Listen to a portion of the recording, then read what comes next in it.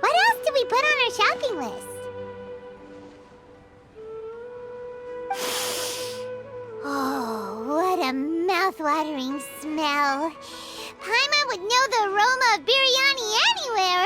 Let's go get some. We can still add it to the list. Well, if it isn't the Traveler and Paimon. Wasn't expecting to see you here. Hello there. Oh, it's been quite a while.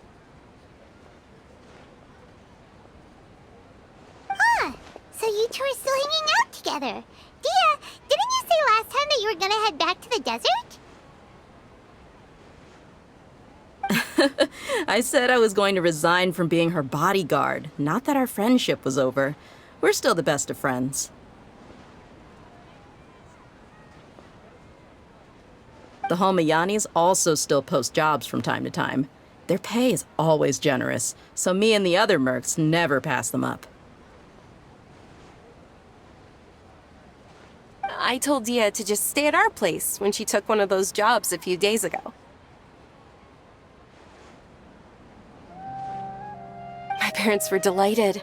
They even said that it always felt like we were missing someone whenever Dia wasn't around. That sounds like something they would say, all right. They're always so welcoming. Anyway, the job is already taken care of, so I was gonna head back to the brigade as soon as I finished a little shopping. But the master kept insisting, and I ended up staying for another day. You can stay for as many days as you want, Dia. Father hasn't even gotten around to treating you to his best dishes yet. You know I'm not the kind of person to stay put in one place like that, my lady. Don't worry, though. There'll always be next time. What? She said they'll treat you to the best dishes! Paimon can't believe you can still refuse that! But wait. Didn't you say last time that you would take me on a trip to the desert? Why don't you just take me with you today, when you leave? There are so many places I still haven't visited yet. I'm sorry, my lady, but no can do. There's still a few things I need to take care of back at the brigade. Besides, the desert hasn't exactly been the most peaceful place lately. Oh, come on. Not this again. That's also what you said last time and the time before that. I know, I'm sorry. Just give me some more time, and I promise I'll plan the best trip ever for you. All right, fine.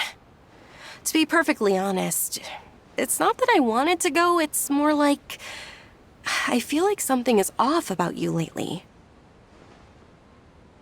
Ever since you first set foot on the estate a few days ago, you've been acting anxious and even paranoid. Have you been delaying our trip because you've run into some kind of trouble? Nah, are you kidding? You're worrying too much. Would you swear on that? Friends shouldn't lie to each other, you know. I wouldn't pry any further if you're willing to swear on what you just said. But if something really is bothering you, then just tell me. You know I'll help you however I can.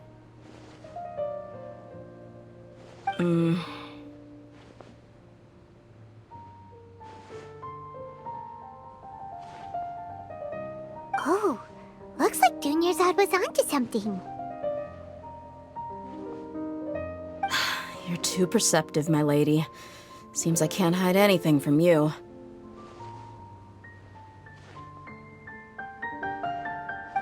I just thought that nothing good could come out of telling you about the messy happenings of mercenaries. Knowing too much only leads to more trouble.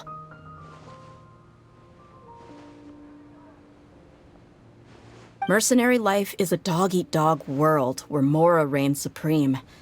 Everything operates on a completely different set of rules.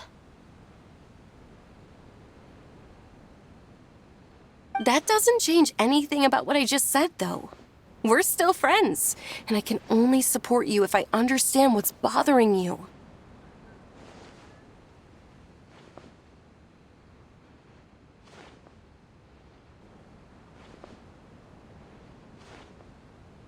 My lady, you're not gonna stop until you drag it out of me, are ya?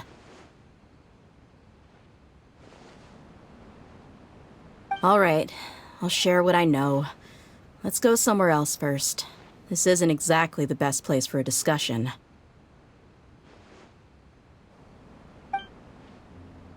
Okay, let's talk here. Just try not to draw any extra attention. As you may already know, the Eremites have both a lot of mercenaries and a complex organizational structure. Many mercs are no different than me, just going around looking for jobs to earn some mora.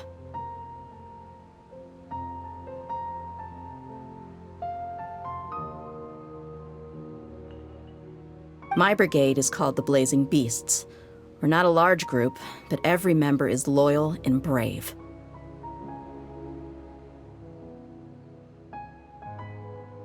However, not all Eremite brigades are like mine. Some are willing to cross all kinds of lines for the sake of mora. The most notorious is a faction known as Deshret's Relics.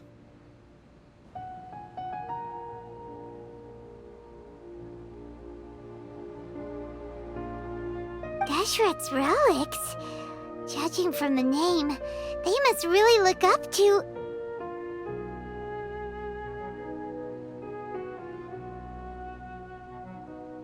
Yep, you got it.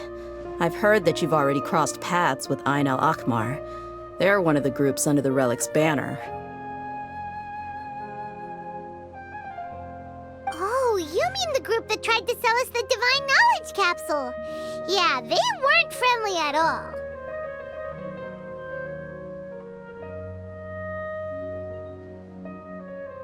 Deshret's Relics is composed of many smaller brigades like Ain al-Akmar. The Relic's headquarters issues orders to all brigades under his control.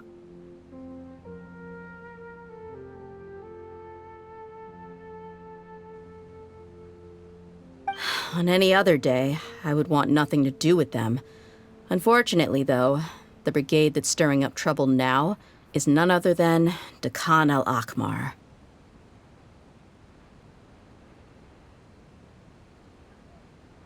Dakan?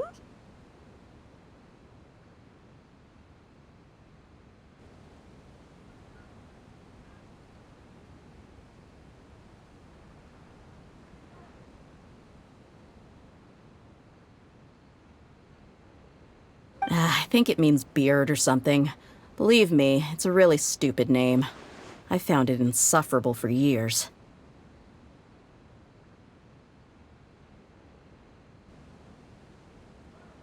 Anyway, the real issue is that Дэхья al-Akmar is led by my father, Kusela. Say what now?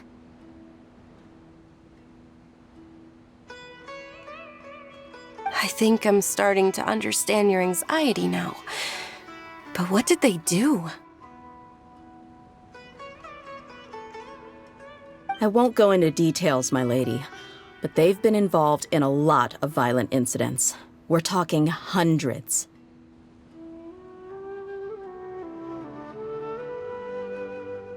Hundreds? Yep. The scenes tend to be quite gruesome, too. They strip the victims of all their valuables before murdering them. Not only have they targeted merchant caravans and ordinary citizens, but other mercenary brigades as well. That's beyond terrible. They won't even spare their own kind. I don't know how Deshret's relic sees it. All I do know is that Dakan al-Akmar has become more and more aggressive over the last few years. If I don't do something about them, then even my brigade or the people of Aru village could become their next target. I just wish I knew what's driven him to do this.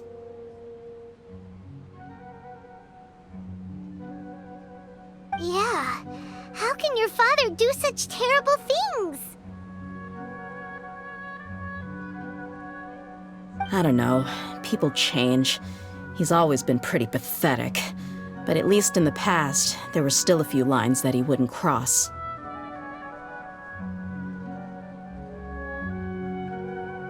That's setting the bar pretty low. I mean, if he was even remotely decent, then why would I have to leave the brigade and cut all ties with him?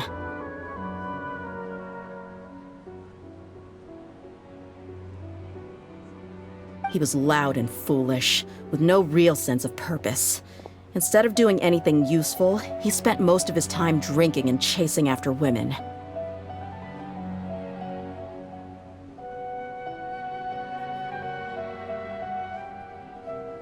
Of course, the other brigade members were just like him.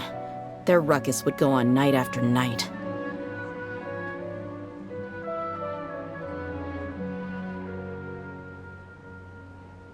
Sounds like a nightmare.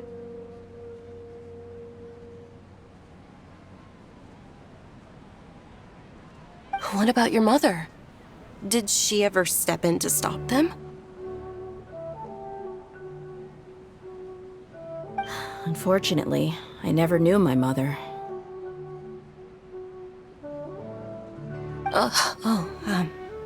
I'm sorry, Dia.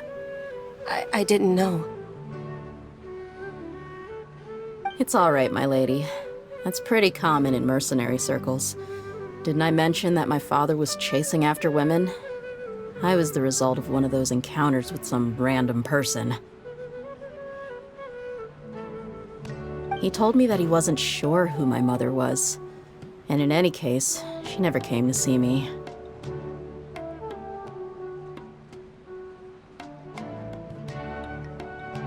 He'd say, "You'll be fine as long as you remember to stick with Dad." But even then, he left most of the parenting to the brigade. The one thing I do remember is that he used to tell me stories.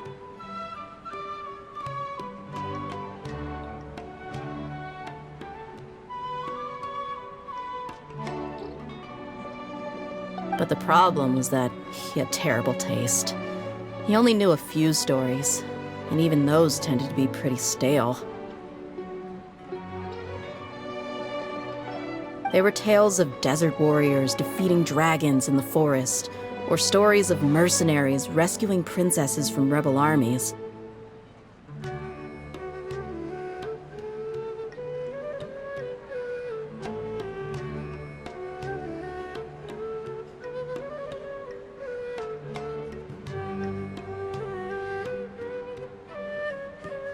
Sounds like your typical fairy tales.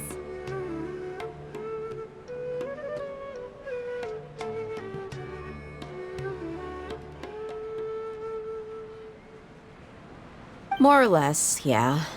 They were interesting maybe the first or second time around, but after about 20 repeats, they started to get a little dull.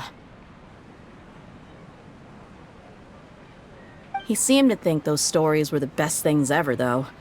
He was so into them that he'd call the whole brigade over and make them perform the whole thing as a play.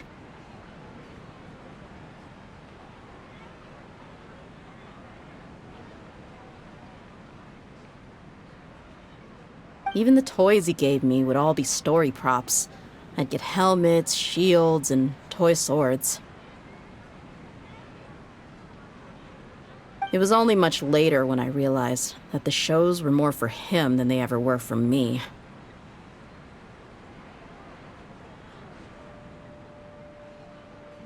What an interesting guy.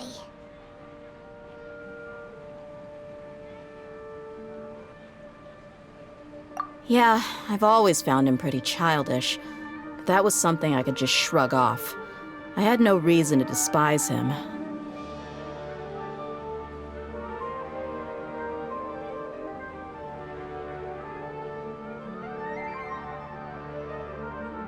Until I grew up and learned the true face of Deshret's relics for myself. Looting, blackmail, violence, and fraud. They not only accepted such heinous acts, they would even openly boast about them. No one in the brigade was any kind of hero. Instead, my father and his cronies were more like the bad guys that needed to be taken down. Did they really think that as long as they didn't do any of that stuff right in front of me, I would never know? I think I can understand your feelings. The difference between perception and reality must have hit hard. Yeah, but don't worry, my lady. It's all water under the bridge to me now. I had a huge argument with my father and left that place behind for good.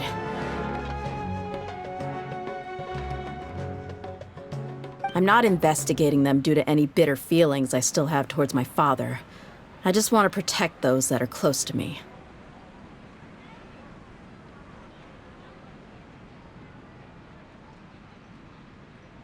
Yeah, I told the boys to gather as much information as they could. Most of the reports concern violent incidents, but there's also some talk of smuggling.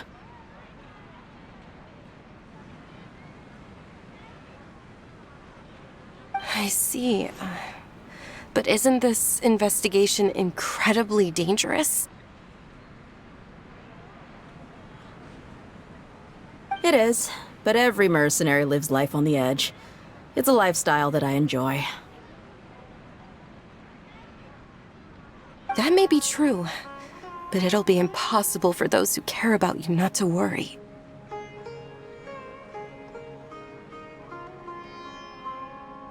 Well, now you get why I didn't want to share any of this with you.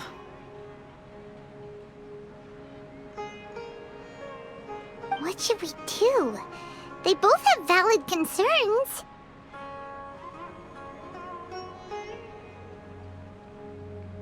Huh? But there's no need for you to get caught up in this mess, too. Well, he's super tough, so if he went into the desert with you, then Paimon bets the problem will be solved in no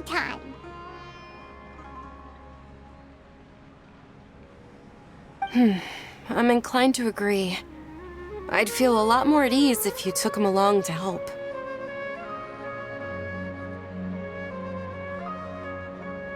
I'll wait for news from you in the city until then. Please, stay safe.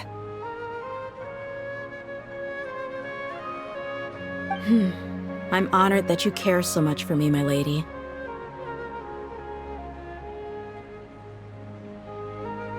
All right, then let's get moving. Our first stop will be Caravan Rebot, where we can catch up a bit with my fellow mercs.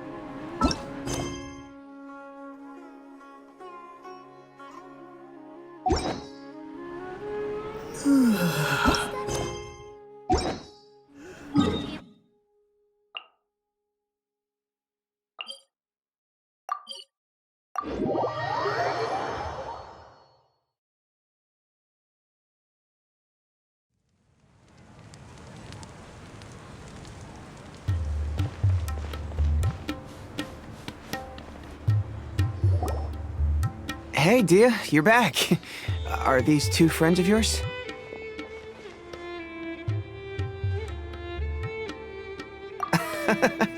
Likewise. There's no need to be so formal with us. We're a pretty casual crew.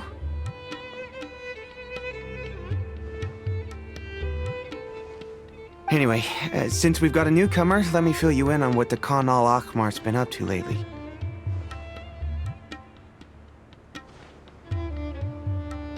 They've become extremely aggressive. Apparently, even their own now have become acceptable targets.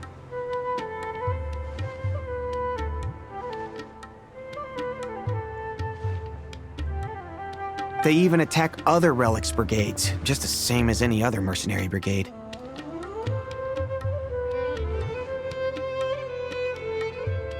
Even the most ferocious beasts still protect their own. And it sounds like they've thrown that straight to the wind.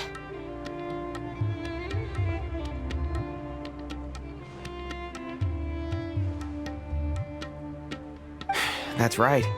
Once they've collected enough loot off the other mercenaries, they sell it off to a different brigade, or turn to merchants on the black market.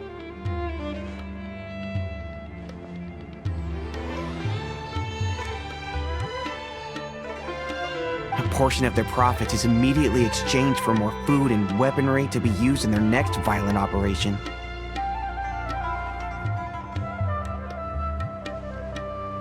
That's terrible!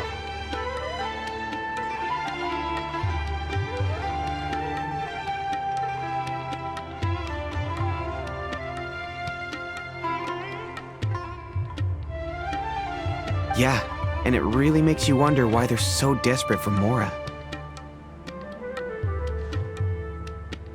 A few days ago, Isham and I trailed them for a while, and even disguised ourselves as merchants to conduct trade with them.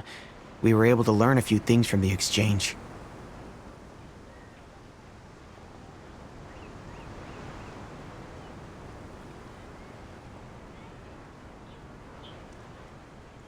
Rather than saying they're out to plunder and hoard Mora, it'd probably be more accurate to say that they're experiencing an internal power struggle.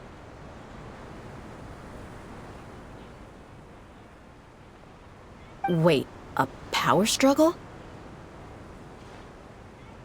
You heard me right. The vast majority of their victims are mercenaries from the other brigades of Deshret's relics. If their only goal was Mora, they could have gone after anybody.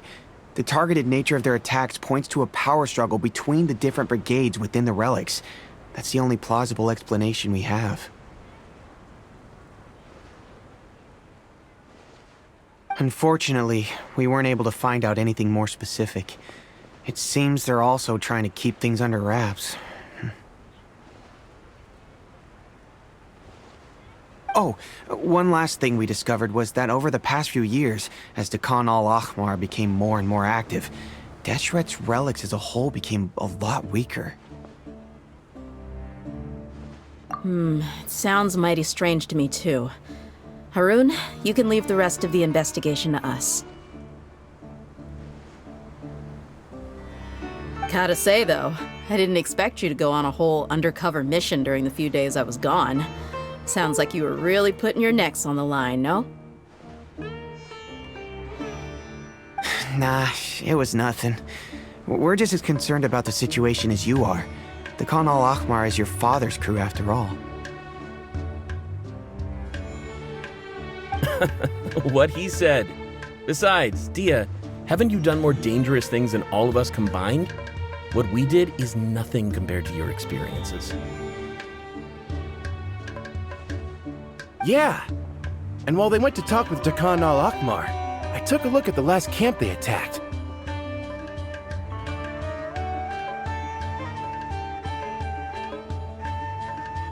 Any survivors of the attack were already long gone. There was nothing of value left in the camp.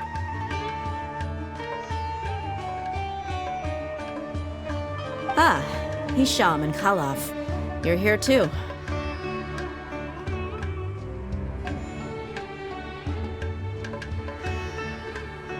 We rushed over as soon as we saw you come into Caravan Ribat.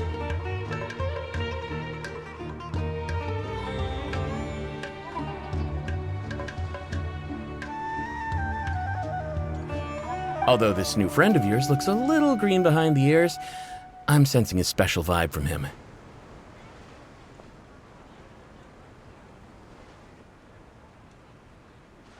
Now that we know you'll have a capable partner with you, we can also rest easy. Hey, what about Paimon? Feel anything special?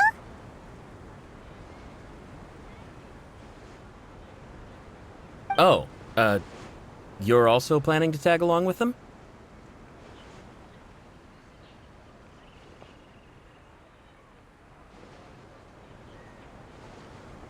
Of course! Paimon is the traveler's most important guide. Wherever he goes, Paimon will follow. Oh. In that case, then you'd better take care of her too, Dia.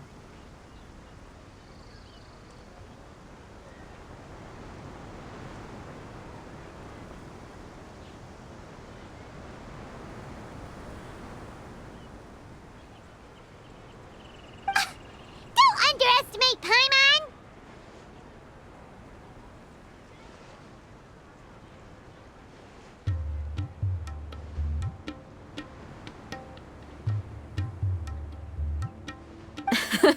Don't worry about her.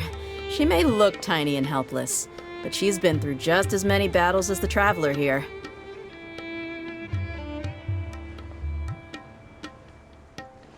Even if she had only survived on sheer luck, then that alone would still make her quite formidable.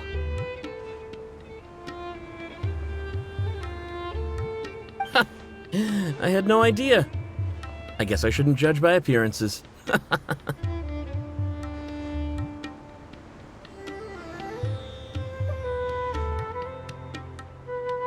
Oh, one other thing, Dia. When you're free, why don't you update the deputy about your upcoming schedule?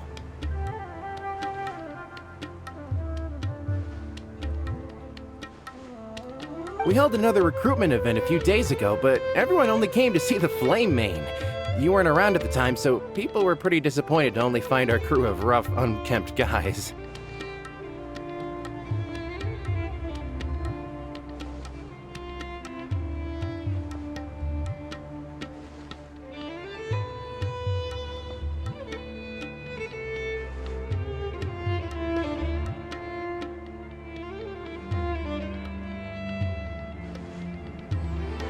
The deputy put a lot of effort into the event, but it was basically for nothing.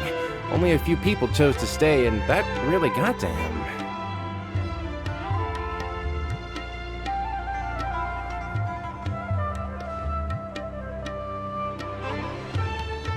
Sorry to hear that.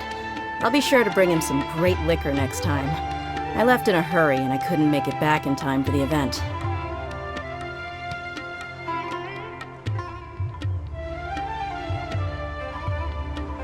Gotta admit, I can understand their disappointment, though.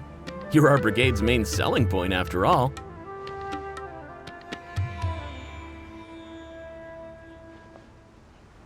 Now, if only the deputy could figure out a way to bring a few more smoking hot members into our ranks.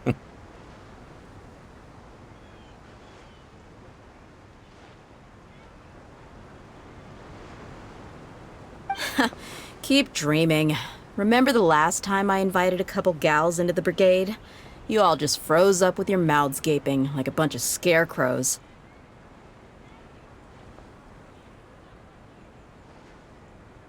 The awkward silence and weird expressions left quite the impression on them. They were originally interested in joining us, but after that, they both told me they were too uncomfortable to stick around.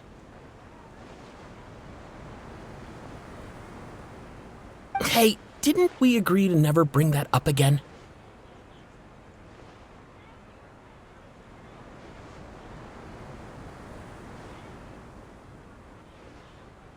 Huh? Wait, are you serious? Why have I never heard about this?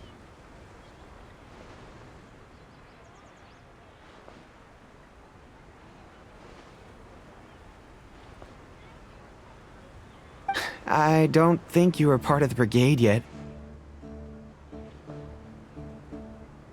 Are you kidding me? I missed a once-in-a-lifetime moment like that and you weren't even gonna tell me?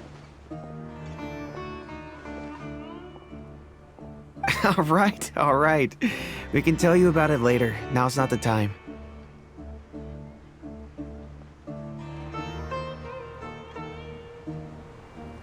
Hey, don't you try to change the subject. You and Hisham get your butts over here and tell me everything right now.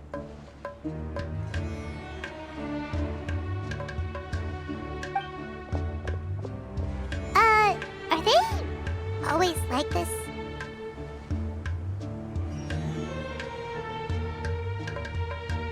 More or less.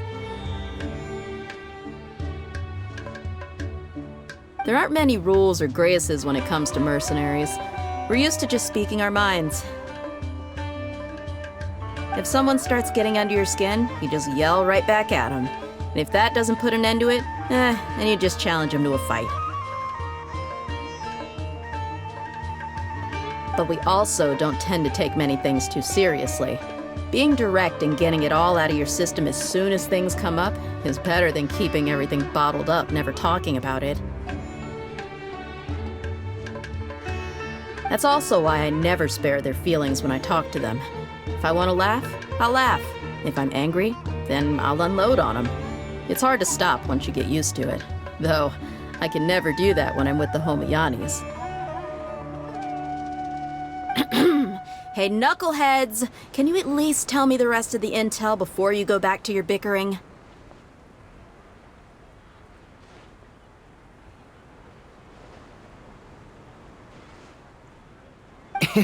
Yeah, you hear her, Holloff? Told you we gotta focus on the investigation first. I drew up a map. Right here's the spot. There you'll find the merchant caravan responsible for getting rid of Khan al-Ahmar's looted goods. All you gotta do is wait and ambush them in the evening. They'll have no idea what hit them. Perfect. Thanks for that. Be sure to pass my regards to everyone else in the brigade as well.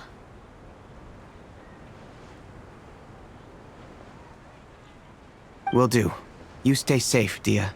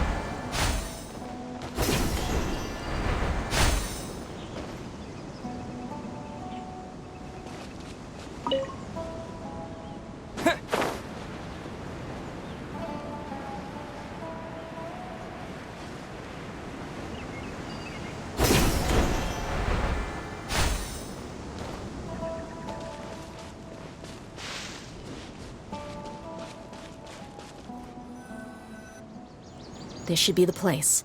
Let's find a spot to hide and bide our time.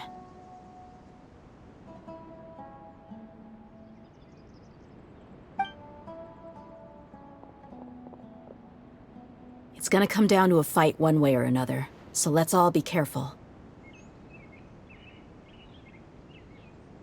No need to worry. He knows his way around a fight. I'm not worried about that.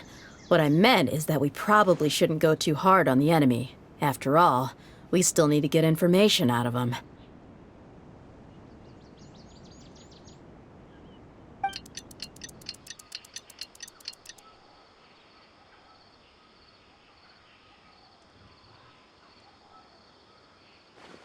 Ah, here they come.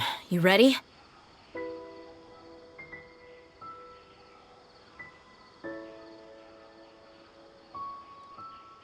Let's not give them a chance to react and end this quickly.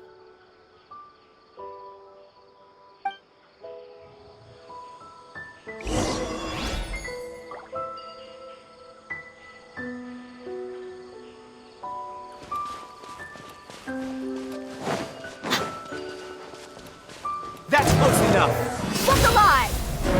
Ha! Ha! Cha! Where do you that? Ah! Ha! Ha! Cha!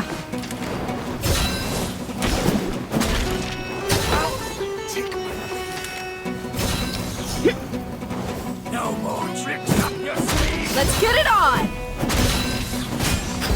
Ha! Ha! Where do you think you're going? Yeah!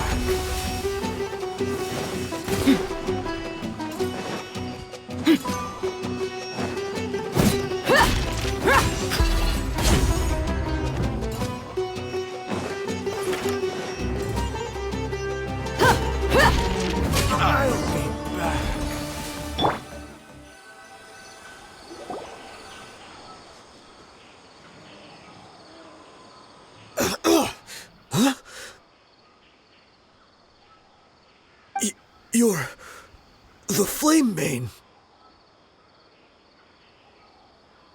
Good. That saves me an introduction.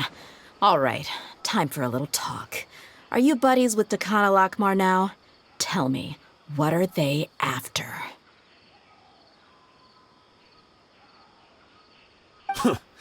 You know the code of being a mercenary just like everyone else.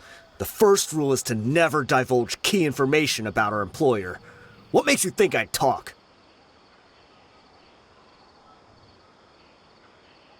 Ha! That might have worked on an amateur, but I know you're just looking to protect your reputation.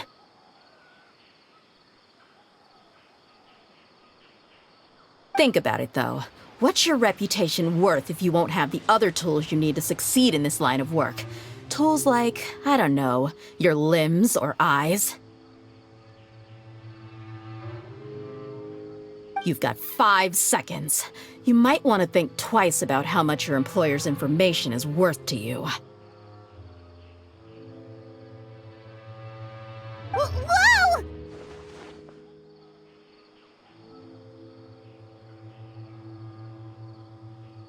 I'm not joking around. We can do this the easy way or the painful way.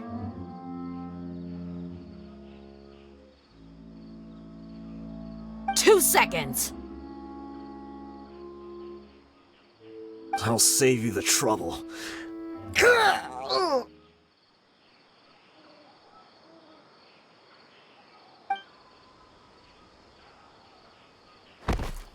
Huh? Are you crazy? He tried to bite off his own tongue. Quick, search the area for any first aid supplies.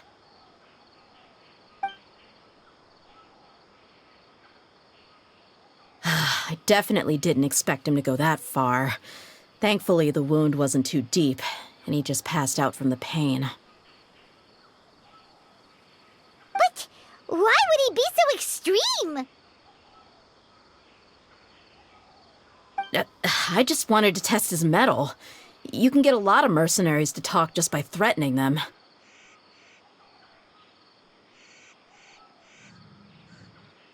I didn't expect him to be willing to go through so much pain just to deny us some intel. Well, he's out cold for now. We could wait for him to wake up, but maybe it's not a good idea to interrogate him any further. What should we do?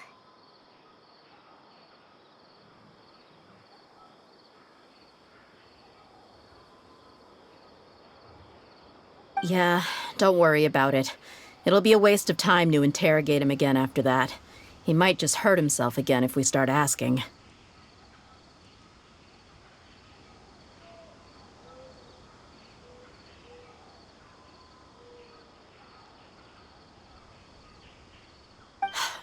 There are lots of goods around here. Let's search the area. Maybe we'll be able to find something.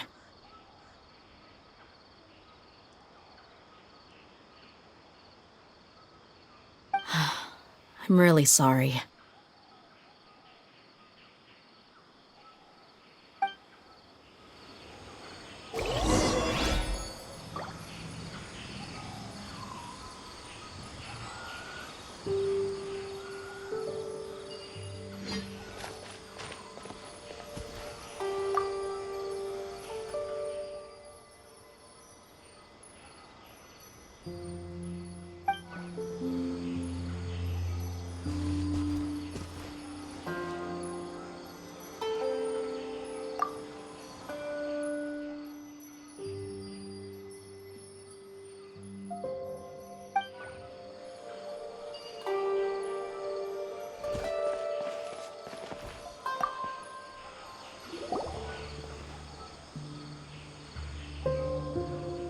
We found a piece of paper with a bunch of names on it. Maybe it's a record of something. Let me take a look. If this really is a merchant caravan, they should have a record of their transactions.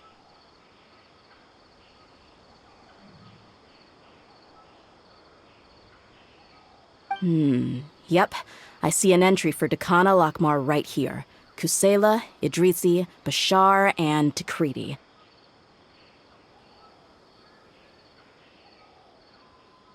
All familiar names. Dakana Lakmar has been trading for a hefty supply of food, weapons, and medicine. It seems that in the past, they used to receive some canned knowledge as well. This caravan is just one link in their logistics chain. Once in the rainforest, the caravan will exchange the looted goods for Mora, and the funds will then be passed to a specific person.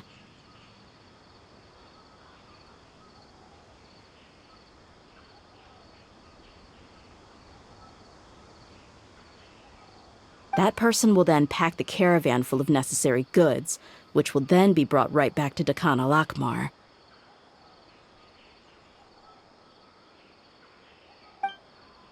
Wait, why is there no Mora value recorded for the final transaction? No value? Yeah, every transaction before the last one was marked with an exact amount of Mora, but the final one, where they paid for everything to be brought back to the desert, was simply marked as delivered.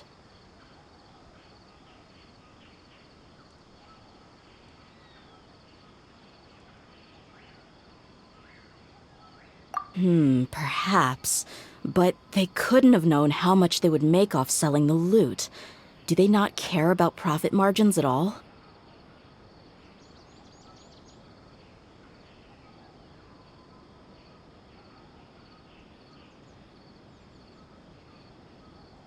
Anyway, the next part's the records of the goods themselves. There are a lot of entries. Everything was probably sourced from the rainforest.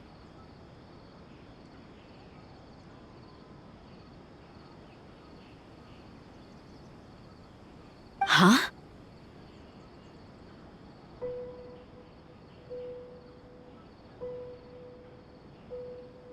What's wrong?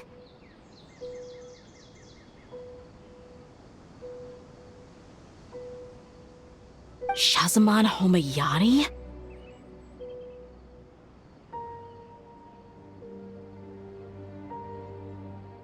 Homayani? You mean Dunyarzad's family?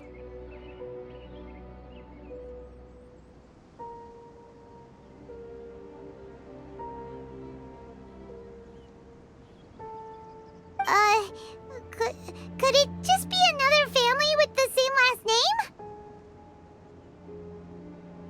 name? I'd be surprised to find someone with the exact same first and last name. Shahzaman Homayani is Dunyarzad's father, and the head of the Homayani family.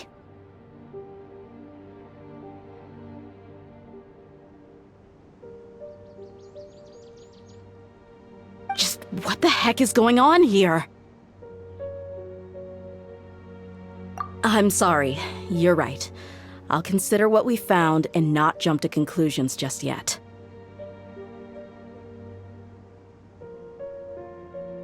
But what this piece of paper confirms is that the Homayani family has been providing goods to Dekkan al-Akmar. What if the Homayanis have been kept in the dark and don't know they've been trading with Dekkan al-Akmar?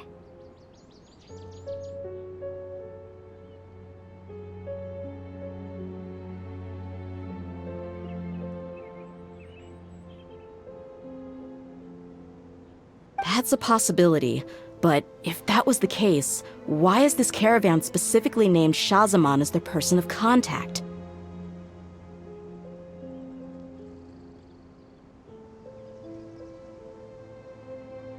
They could have just as easily bought goods such as food and medicine directly from Caravan Ribat or Port Ormos. Yeah, funding violence and looting. The brigade gets the goods, and he is paid the proceeds from the sale of the loot. But why would he do something like this? It's not like the Homayanis are in need of money. I honestly have no idea. I've been to their estate many times, and I've never noticed anything suspicious. The only potentially large expenditure I could think of would be the treatment costs for Dunyarzad's Elazar. Maybe they borrowed a lot of Mora in the past?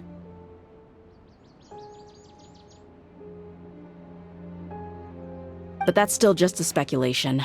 I don't think the Master would stoop so low to make Mora.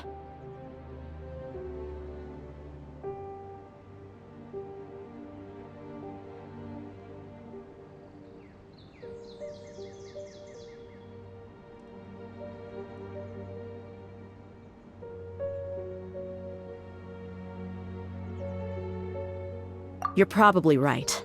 I know my lady's personality, and she wouldn't deliberately keep something like this from us.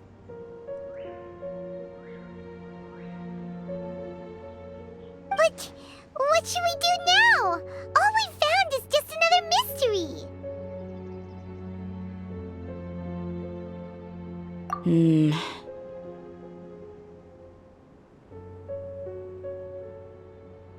If you ask me, we already have no choice but to confront her about this. I'm not worried. It's too early to make a verdict yet. I still have faith in the Homayanis. Let's go find my lady again.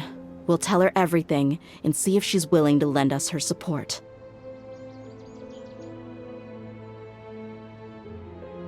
If we're lucky, we can not only figure out the mystery of this paper, but also follow the trail of breadcrumbs to the people responsible at Dekkan al-Akmar.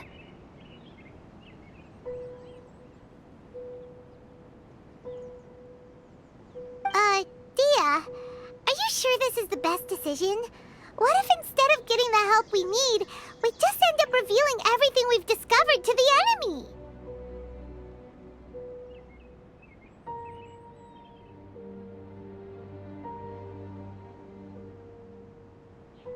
I've considered that possibility, but even still, I want to tell her what we found.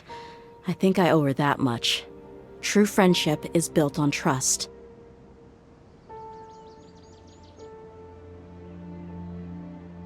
She showed genuine concern for me when we first brought up the topic. I can't repay her kindness with doubt and suspicion.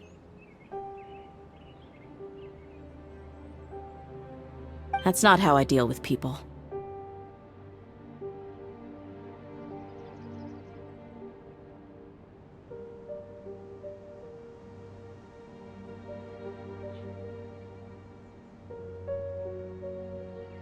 You're right.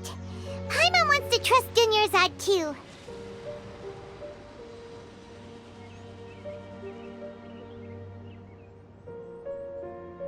Yeah.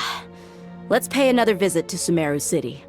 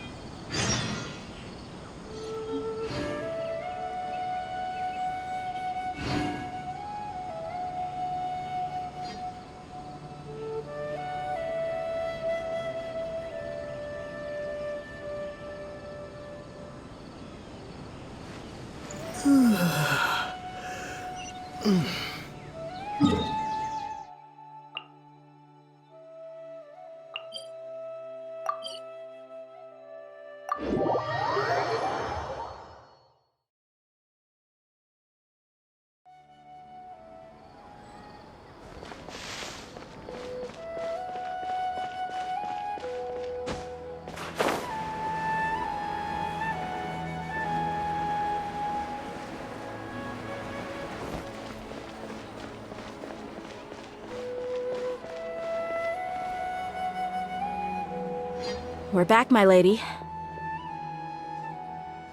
Oh, you're back a lot sooner than I expected. You mustn't have run into any trouble then. Well, how did it go? What did you come up with?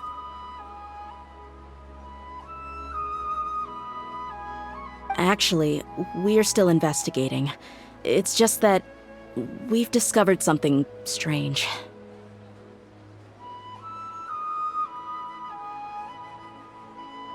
I see.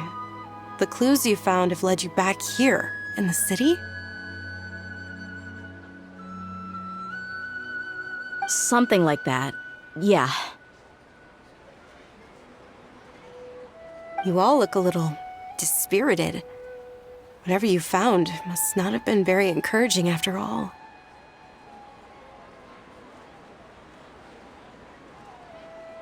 Why don't you discuss it with me? Maybe I'll be able to say something to cheer you up? It's okay, my lady. It's not so much about me being upset with my father or anything like that. How should I put this? So something is wrong. Even the Traveler and Paimon have been uncharacteristically quiet. On any other day, Paimon would have already waved to me with a smile and shouted, "Dunyarzad, we're back!"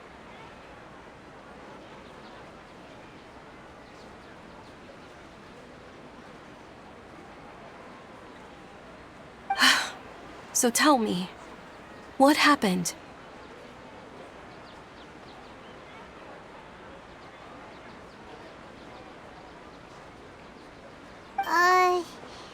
Well?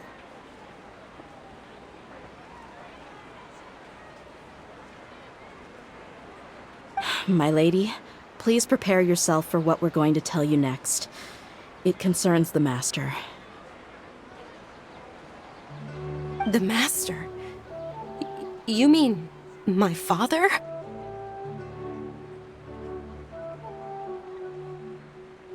Okay, I understand. Don't worry about me. I'll listen as attentively as I can.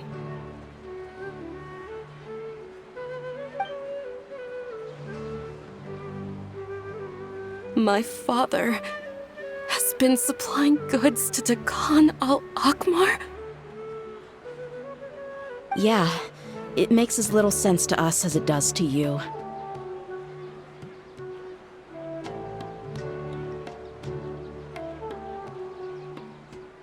I've never doubted the Master's integrity, so I'm having a real hard time rationalizing how he could ever support an infamous brigade like them.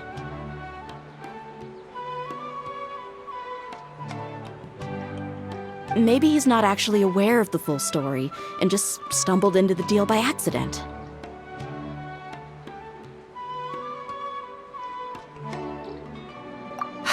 help but agree with the Traveler. Huh? You mean you feel the same way, Junior Zod?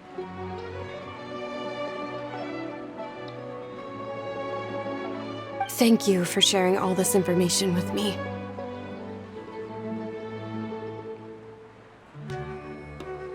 Since you've told me everything you know, I should also tell you about some doubts that I've been harboring for quite a while.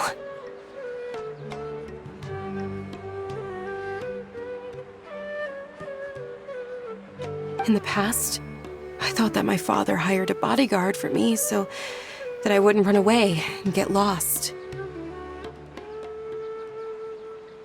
However, there are plenty of capable mercenaries in the Corps of 30. Why did my father go out of his way to hire Дэхья?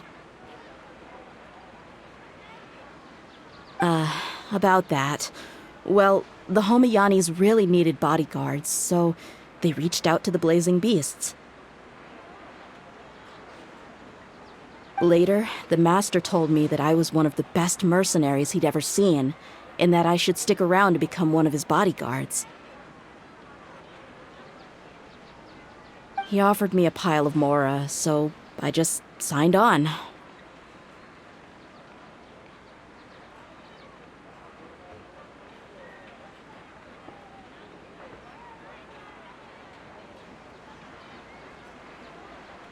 Well, but that didn't really answer my question. Just think about it. Why did my father specifically reach out to the Blazing Beasts?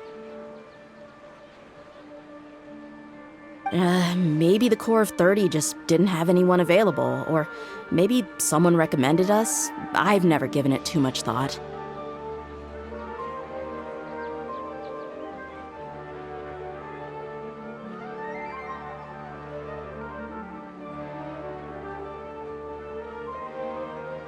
I think I get what you're saying. You think none of this was a coincidence.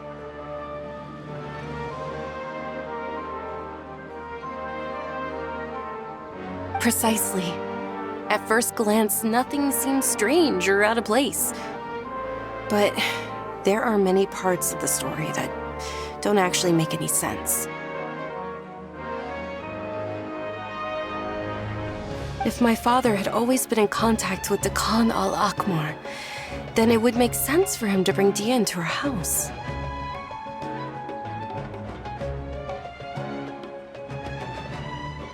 You mean the goal all along was to get Дэхьya to be your bodyguard?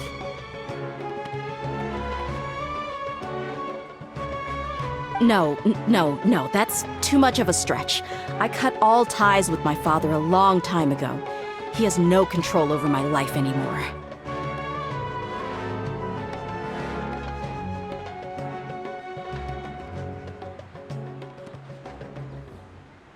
But that still doesn't rule out the possibility that your father has still been trying to influence your life without you knowing.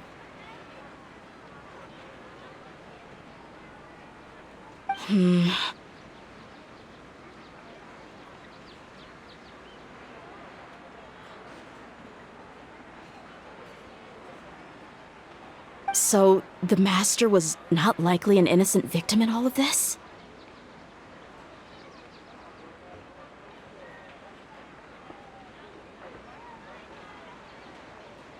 Sorry we put all this on you so suddenly, Junior Zod.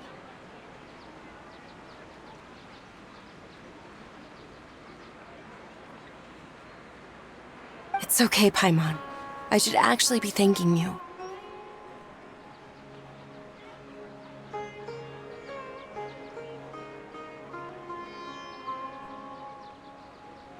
Regardless of his reasons, if my father has truly been funding a violent group of mercenaries, then it's my duty to bring him back to reason. But is that really the right thing to do?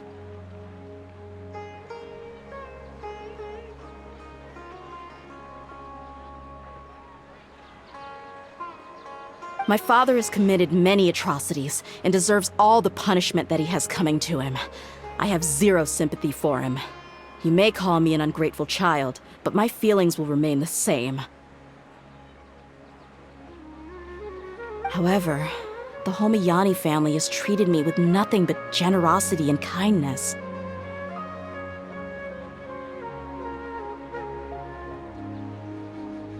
If we decide to investigate this further, we could end up implicating the entire Homayani family. I would be biting the hand that's fed me over all these years.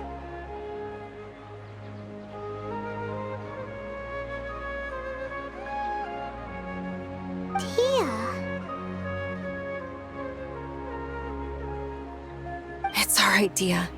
If anyone were to ask, you could always just say that I'm the one who instructed you to get to the bottom of this. You don't have to do that, my lady. I'm not conflicted because I'm afraid of taking responsibility.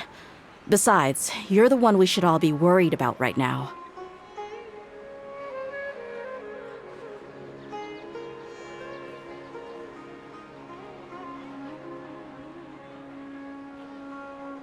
Hey, it's still too early to give up hope. What was the thing about friendship again?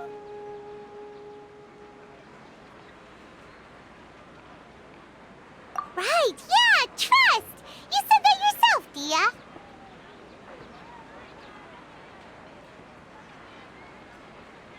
Besides, there's no point on getting all riled up before we've confirmed all the facts.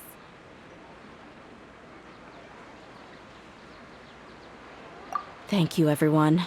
That makes a lot of sense. I guess I should always remember the trust that I've placed in people.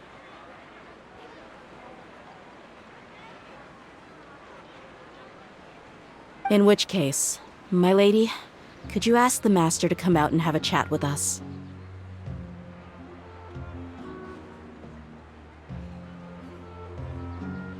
Sure thing. I also hope he'll be able to give us a logical explanation. Let's meet at the usual place then.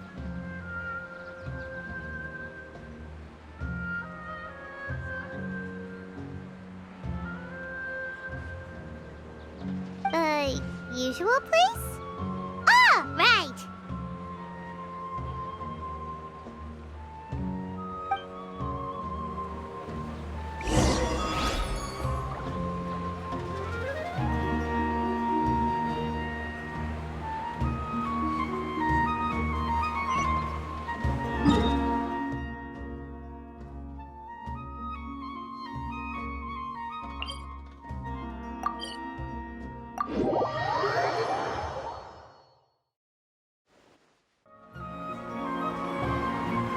Thank you for coming, sir.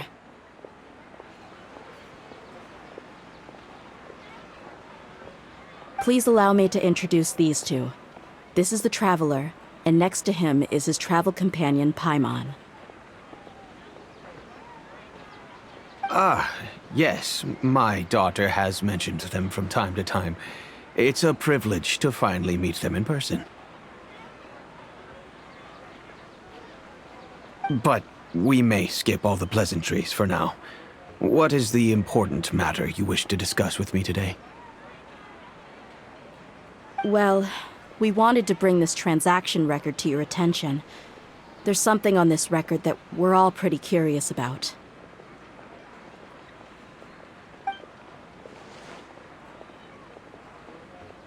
So, that's what you found? Huh.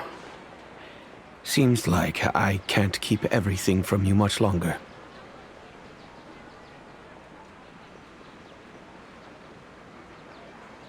If you wouldn't mind, we'd like an explanation. Well, it's a long and difficult story. And to be perfectly honest, I'm not sure if I'm doing the right thing. What I do know, though, Dia, is that the truth will bring you no solace. If anything, it will likely cause you a great amount of anguish.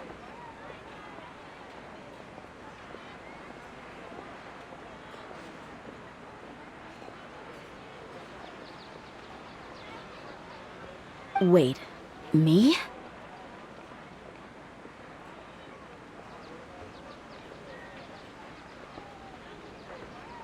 Yes, I understand perfectly why you came to see me, and I am touched by your collective commitment to do the right thing.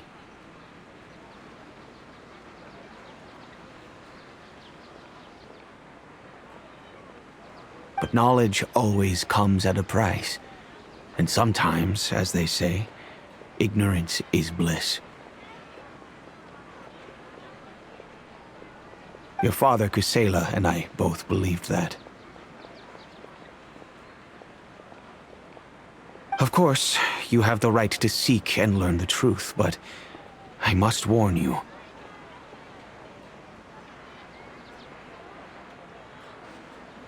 The facts of this matter may reduce everything you've built for yourself into sand, blowing in the wind.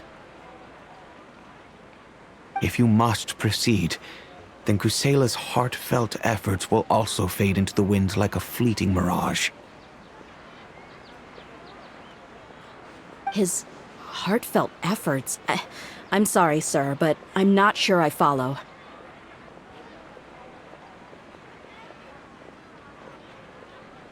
I've made it this far in life without a single drop of my father's support.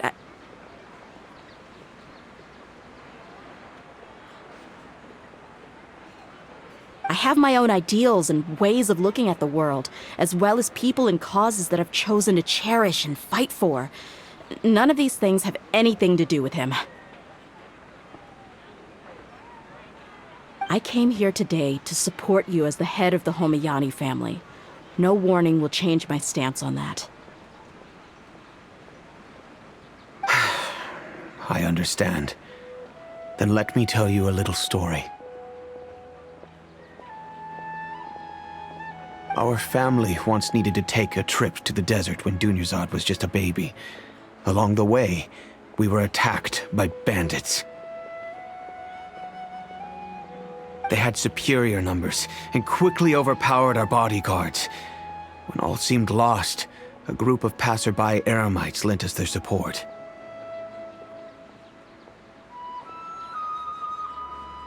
Those Eremites were Kusela's brigade, Dekhan al-Ahmar.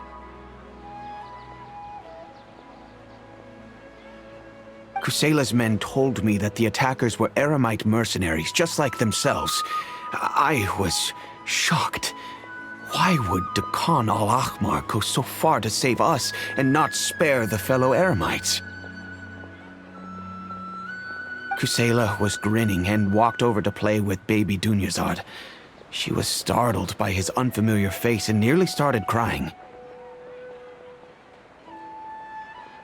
Really? I never knew.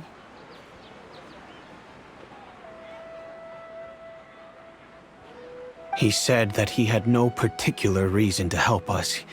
He just took pity on us because he had a daughter about the same age.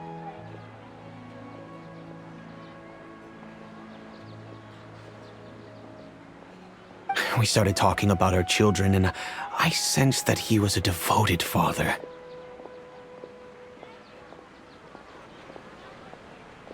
To repay his kindness, I hired his brigade to help out at our estate for a time and offered everyone generous remuneration. So, that's what happened.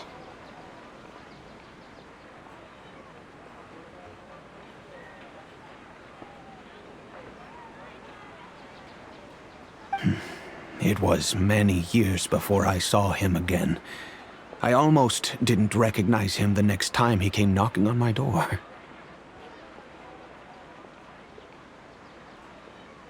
The man I knew to be strong and healthy had been reduced to a shell of himself. He couldn't even walk anymore without his cane.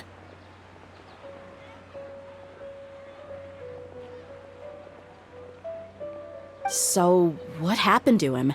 He was perfectly fine when I left the brigade.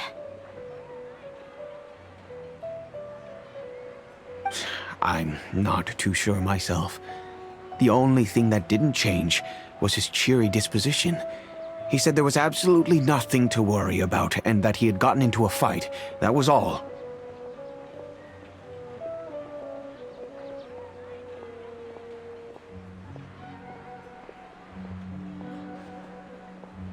He then suddenly asked me if Dunyarzad, now that she had grown, would need a bodyguard of her own.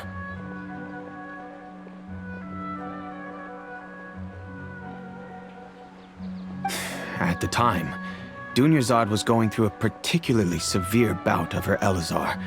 There was no need for her to have a bodyguard when she could barely leave the house.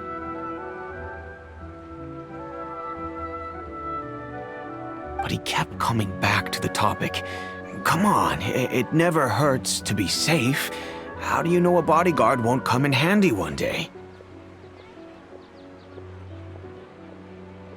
I was completely lost at first, until he recommended the Blazing Beasts, and in particular, a mercenary named Дэхья.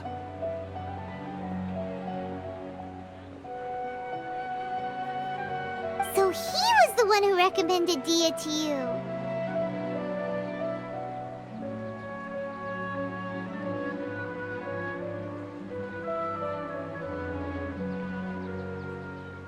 Indeed. He didn't say it out loud, but it was clear that he saw Deshret's relics as an evil group who would eventually corrupt every member in their ranks.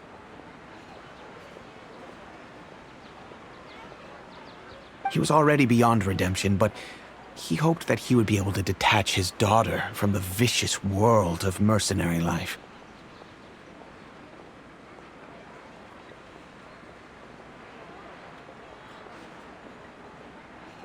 If Дэхья could stay in my house and keep working as a bodyguard, then gradually her affinity for the desert would decrease, and she'd be able to leave her previous life behind.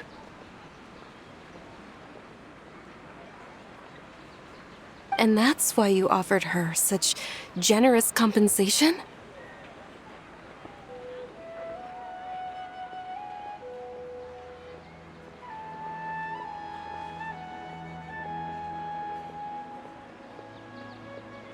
Yes, but not just because of that. From the moment that he asked me for that favor, I also began to see Дэхьya as my own daughter. And that's also why I tried to persuade you to stay when you asked for permission to leave. I was willing to spend however much it took.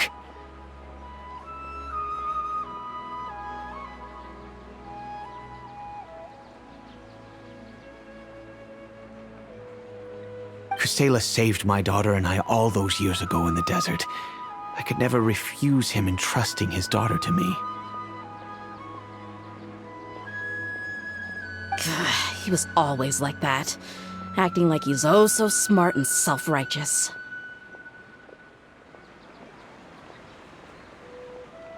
Kusela said that he'd reimburse me for a portion of Дэхьya's fees. I refused to take any more from him, but he'd always send me funds anyway.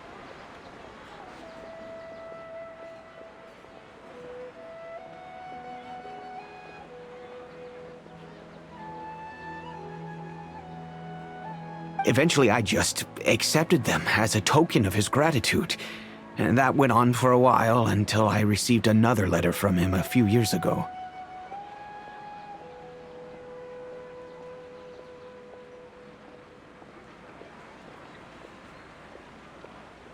The letter contained a request to help him buy food, weapons, medicine, and even explosive materials.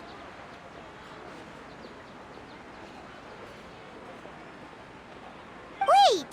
Isn't that around the time that Dakan al-Ahmar started becoming more aggressive?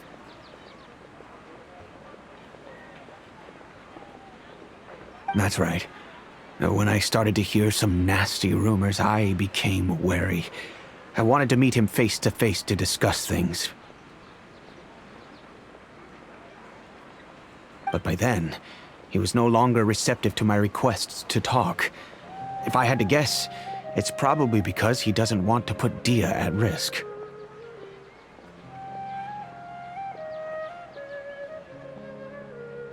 That thought occurred to me as well.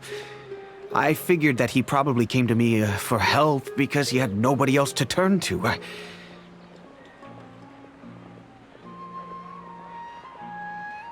After some deliberation, I decided to send him some food and medicine.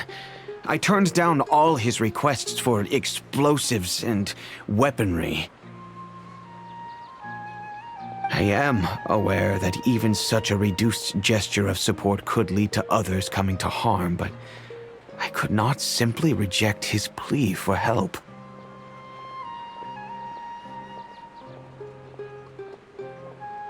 In the end, it probably was the wrong decision. I plugged my ears to the rumors and just chose a solution that made me feel least guilty about myself. If you can, please tell me where he is now.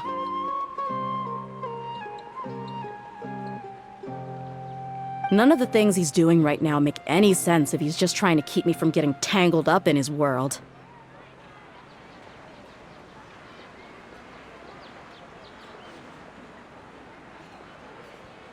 If all he wants to do is steer clear of me, then maybe he shouldn't have brought me into this world in the first place.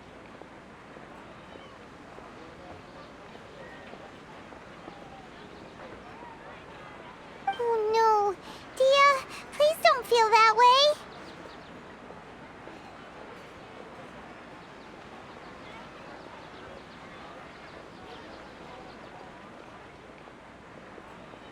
I'm just angry because I can't wrap my head around any of his actions.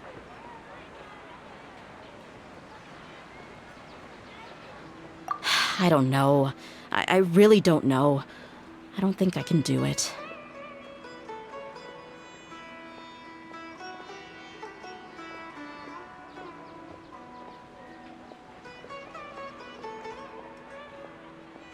But I guess you do have a point. We haven't uncovered the whole truth yet.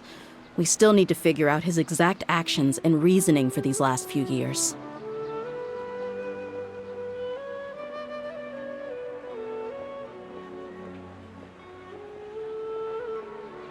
I'll do my best to help. Of course, anything between the two of you would need to be resolved between you and him alone.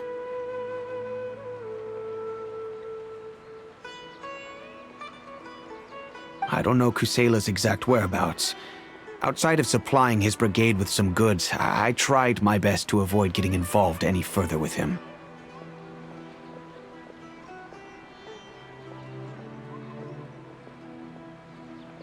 However, there's a man on the list named Jawed. He used to be a mercenary in the desert and is now a member of the Corps of 30.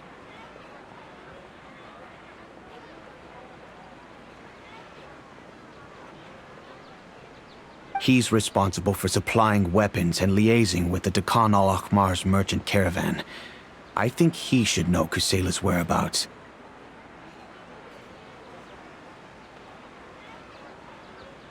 I've heard that he likes to have a few drinks alone and enjoy the cool wind at night outside the tavern. Maybe you'll be able to find him there.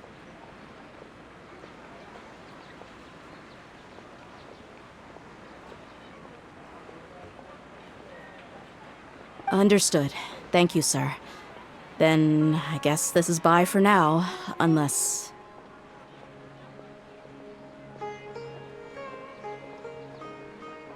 I'll stay and be with my father here. To be honest, I'm still a little dazed and haven't finished processing everything quite yet.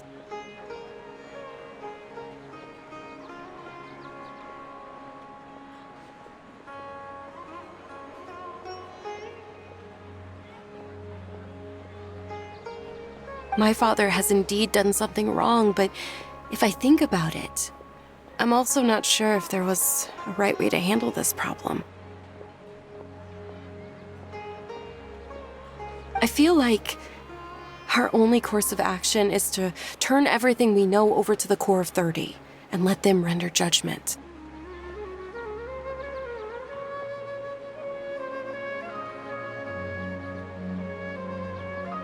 Yes.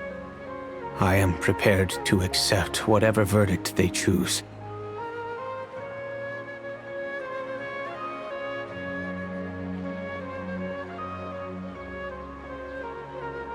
It's time to face my mistakes.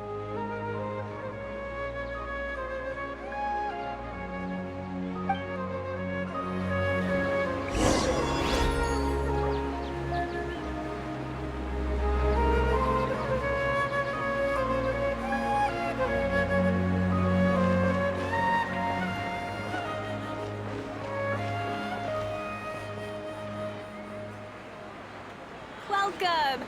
I hope you'll have a wonderful day.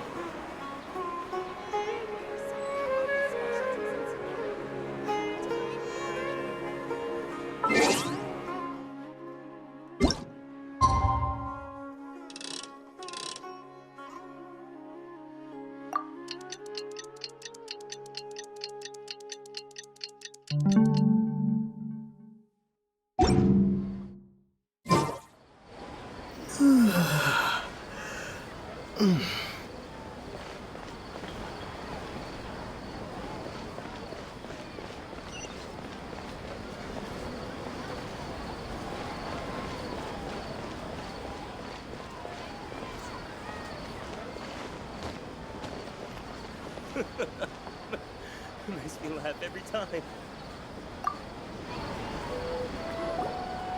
Huh? Who are you guys? I know what you've been up to. Smuggling weapons to violent brigades in the desert while working for the Corps? Pretty bold, if you ask me.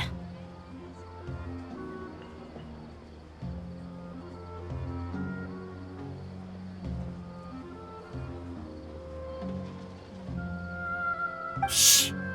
Keep your voice down. How do you know all that? Come with me. We should take this elsewhere. I'll be happy to talk things over once we're somewhere private.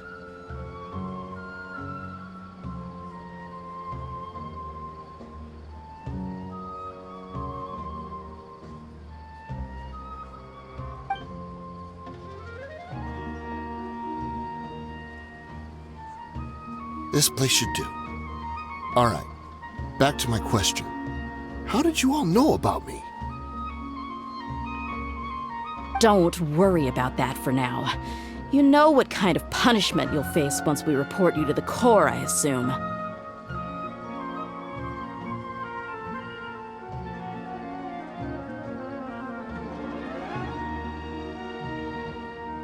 Wait, there's no need to jump the gun. Let's talk this out. What are your terms?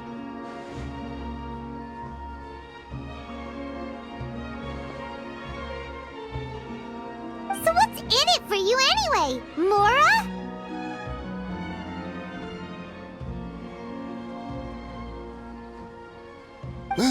Well, I was a little tight on money at the time, and Kusela took good care of me in the past.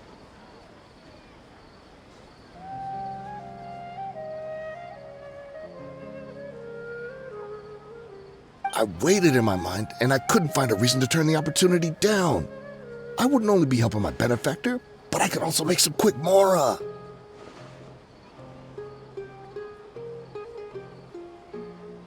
Let me tell you how it is. We're investigating Khan al-Akmar, and we're gonna put an end to their operations.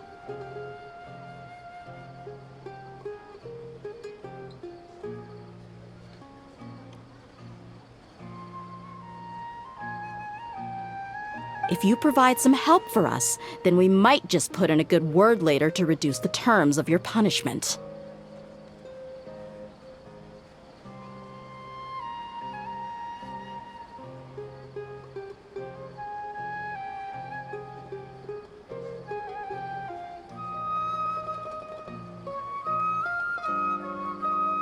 Hey, why don't we discuss this a little first? Listen, I made quite a bit of Mora from my last run. Just give me a number, and I'm sure we can... Shut it. My patience is running out. You should know when a mercenary is after something other than money. All right, sheesh. But you gotta promise you'll put in some nice words for me later. They're always on the move. Here's the spot they were at the last time I made my delivery to the desert.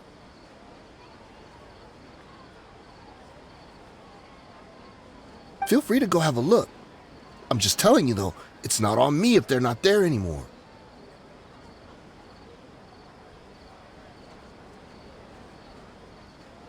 Sure. And then you can forget about any nice words from us.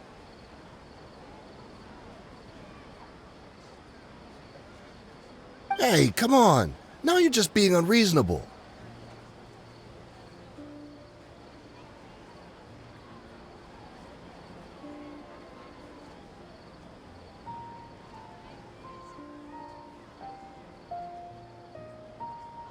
Really? And how do I know you're not leading us straight into a trap? Don't forget, you're the one with no bargaining chips.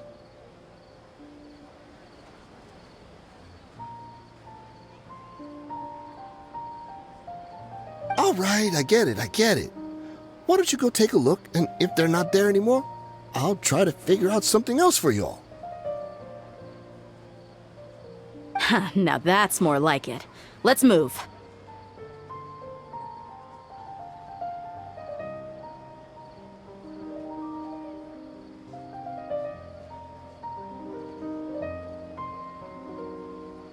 And as for you, try to stick around the city until we get back.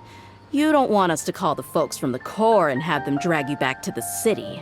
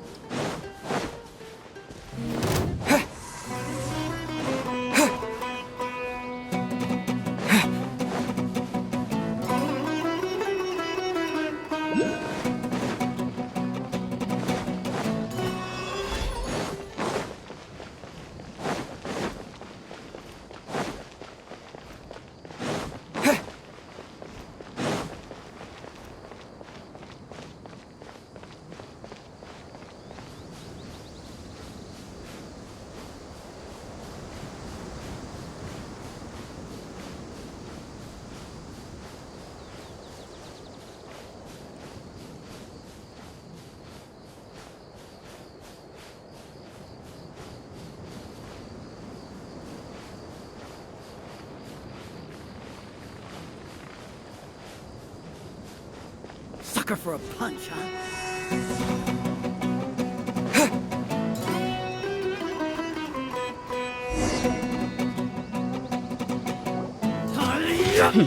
Seems like we're in luck. That should be their camp right up ahead.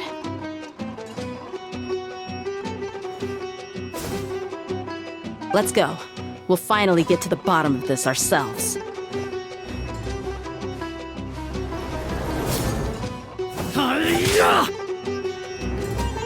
I'm here to see Kusela. Tell him to get out here.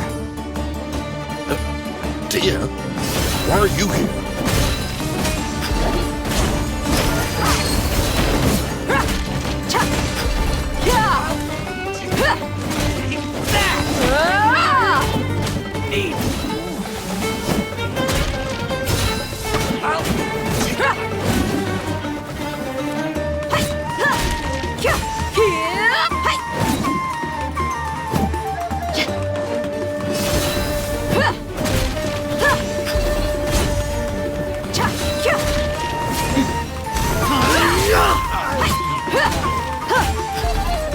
Haven't you all done enough?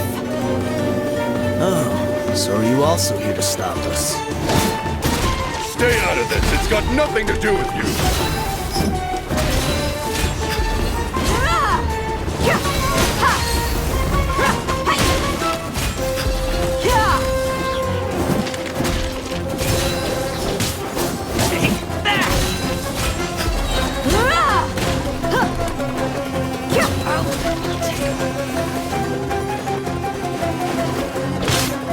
You ain't messing around!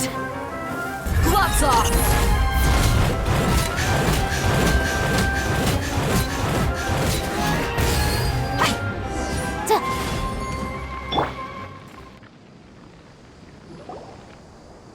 Ah, she's so strong!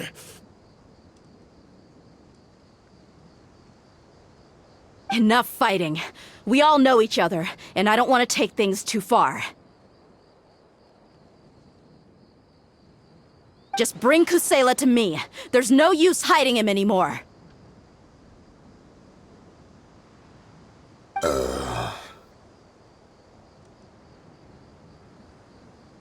Did you understand a single word I just said? Or do I need to bash your skull in some more? All right, everyone, let's all just calm down for a second. Дэхья, the boss can't come out and see you anymore.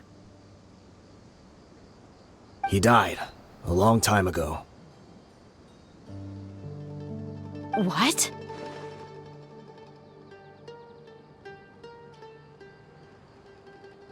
Seems like you've been out of the loop for a while. Guess that's for the best, though. At least, that's what the old man wanted.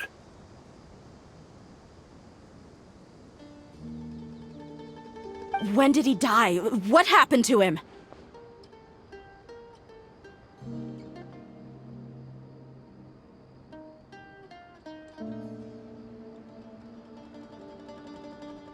A few years ago, Kusela broke up Dakan al-Ahmar and went to the Deshret's Relics headquarters by himself. So is that when you guys started acting up?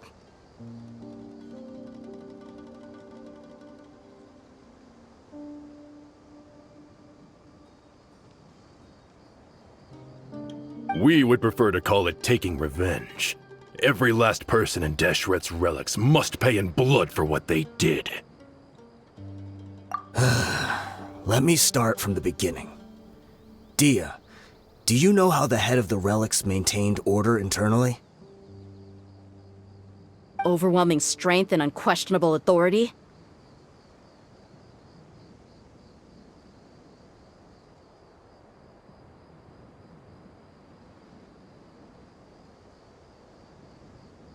Those were a part of it, yes. But just those on their own weren't enough. They had another tool at their disposal. They called it a person's record. Regardless of whether they joined by their own will or were coerced, every person in Deshret's Relics were forced to leave a record of themselves at headquarters. Whether it be their deepest sin, some unforgivable act, or their most immoral exploit, the record served both as a symbol of loyalty and the perfect material for blackmail.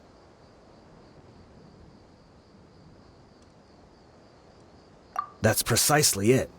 Every one of us have a record. Me, Bashar, Tikriti, and all the boys who grew up with Дэхьya and ended up joining our ranks.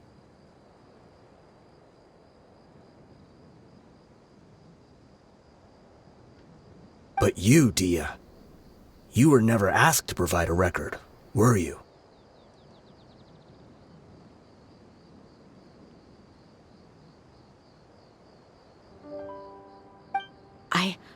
I never even knew this was a requirement.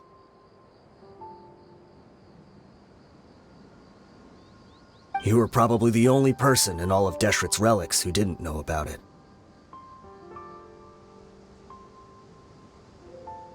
Ever since you were born, Boss had been trying to shield you from this organization's sinister rules.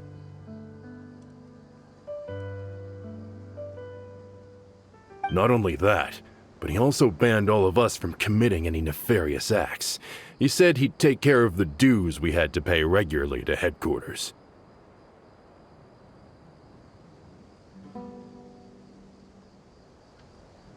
But in the end, he was just an ordinary person. What could he do?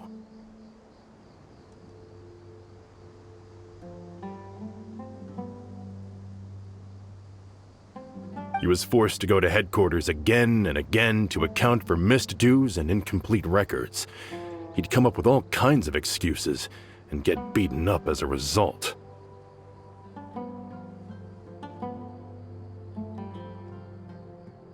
We all knew he was doing that for you. He wanted to get you out of this world, no matter what it took.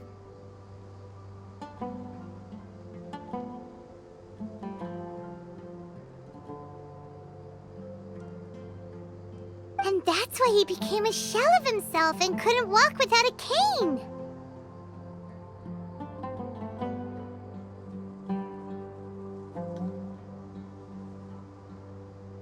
Wait, but that doesn't make any sense. I didn't know about any of this, and I'd never seen him get injured or beaten.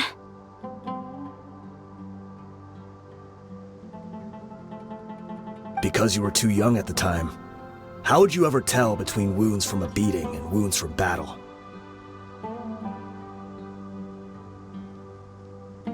When you left home after that final argument with him, he seemed to age by a decade overnight. Even his hair went gray.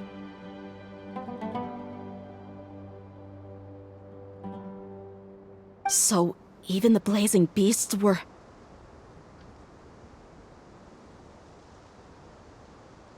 Yep. It was all his doing. Had he not arranged them to come to you, you probably would have been reduced to a pulp before you ever left the desert.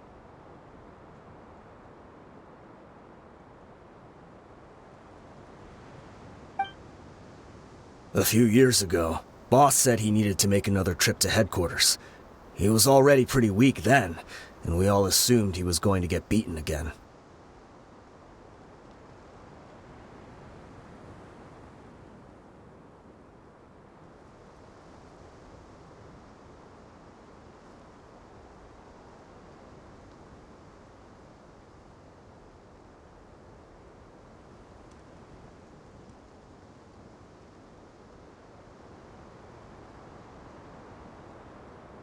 I suggested that he hand the role of leadership over to me, but he said there was no longer any need, since the Khan al-Ahmar would soon be no more.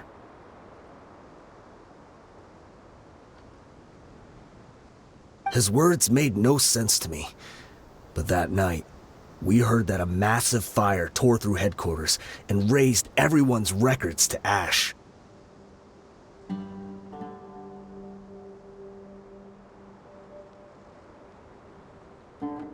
Everyone gained their freedom that night. Many members fled, not just from our ranks, but from the other brigades as well.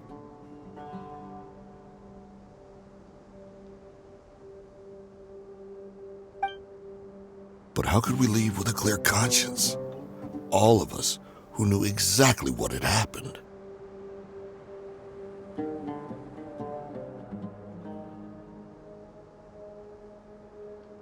The boss can't have just died for nothing. Those heartless jerks at headquarters took him from us.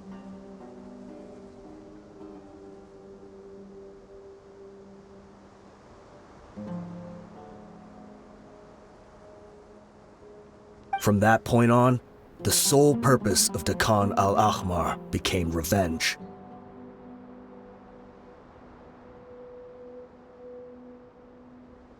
The big fire that Boss started was quite a blow to headquarters' strength. It's given us the opportunity to launch our attack.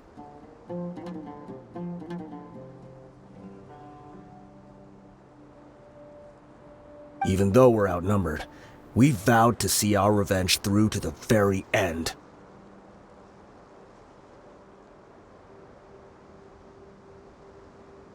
There were people from headquarters who changed their names and went into hiding. Some fled to other brigades, and others escaped to the rainforest.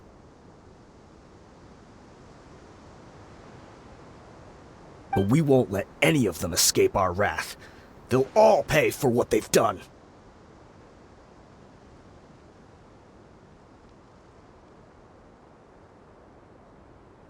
We've suffered plenty of losses as well.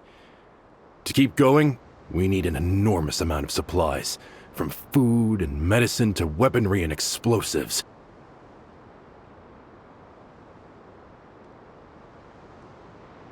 All we can do is exchange our loot from Mora, and then use that to get supplies.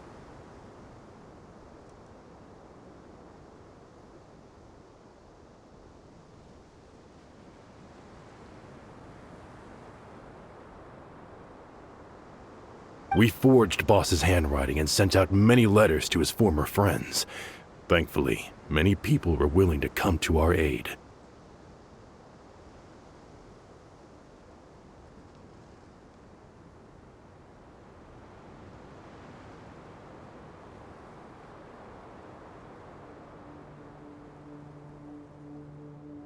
We were also able to attract many mercenaries who shared our goal.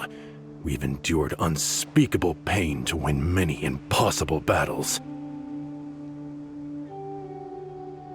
Deshret's relics have become weaker and weaker, and now we finally have an opportunity to directly strike their headquarters.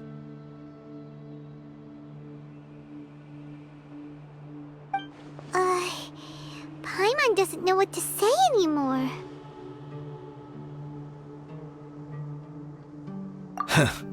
We do know right from wrong, but we were sinners from the very beginning.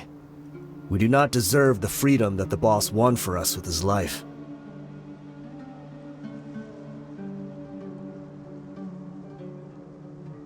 Boss always loved his old-fashioned hero stories. Those tales about sacrificing yourself to save the world.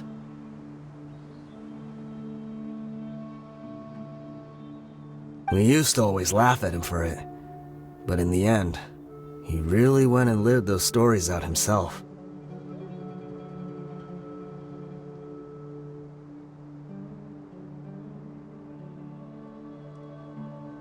As for me, I never considered myself a hero. We're all the lowest of the low. We have no right to even imagine such an existence.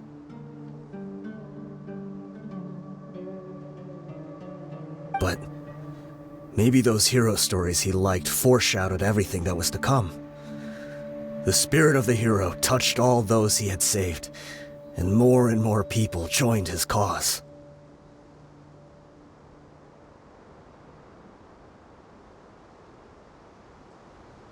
Maybe we were all just acting along with the play in the beginning. But as we acted the parts and recited the lines, we were drawn in. And now, we want to see the story through to the end. I'm sorry, Дэхья. I know you always found us insufferable ever since you were young. Just think of this as a madman ranting.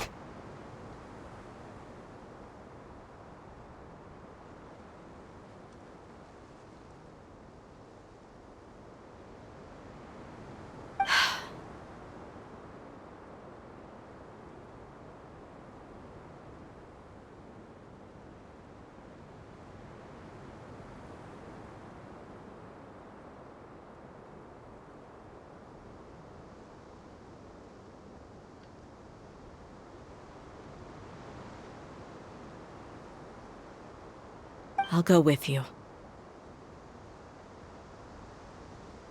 Huh? Дэхья? You wanna go with them? I grew up with these guys, and I know they're not bad people. It's just that some situations get so bad that it's difficult to tell good from evil.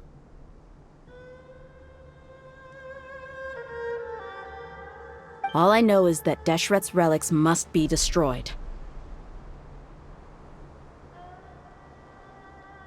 Furthermore, I want to go see the place for myself. I want to know if my father is still there. I know you don't want to get involved in this, so there's no need for you to tag along. I can do this on my own.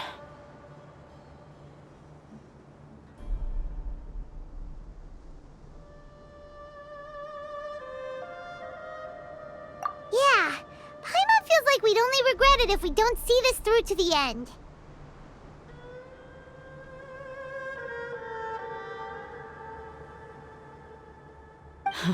Thank you. We'll be a lot stronger together with you.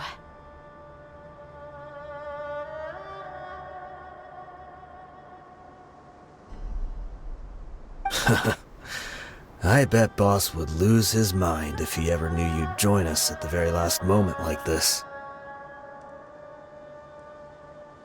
Considering all the losses and injuries we sustained, we can't afford to turn down someone as powerful as you.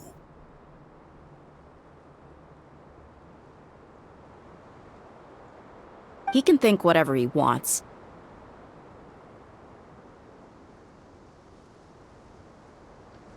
But the fact is, I owe him this much.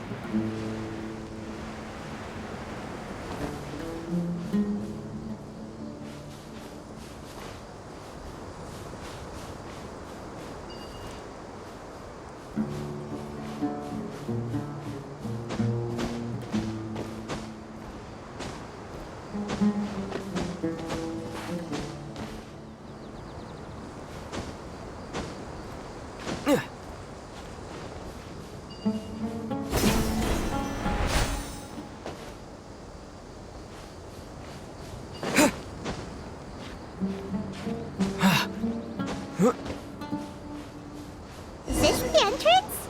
We sure didn't run into much trouble on the way here. Should be. I don't think they have enough manpower left to post guards and defend their perimeters.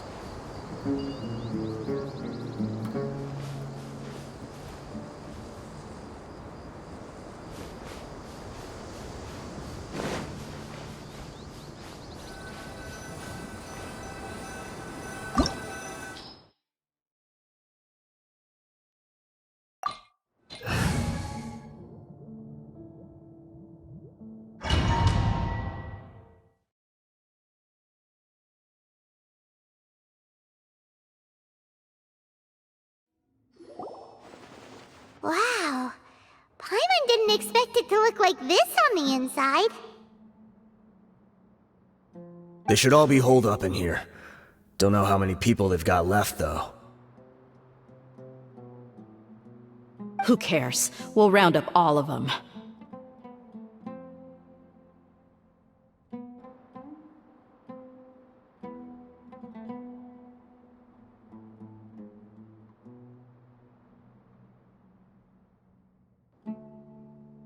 Still, we should be careful.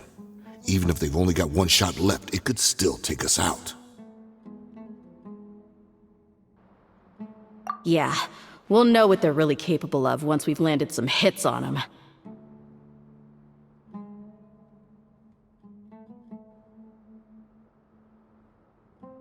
Deshret's relics may have been a force to be reckoned with before, but their name means nothing now.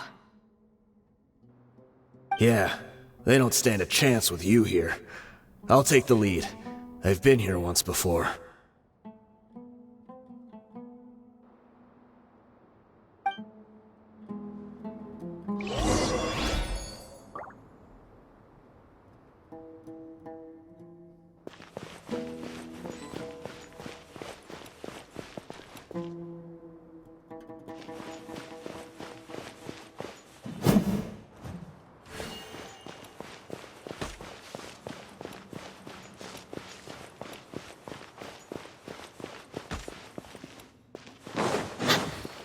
Let's get it on! Kya! Hi! Ha! Ha! Ha! Cha! Kya! Kya! Ha! Cha! Ah!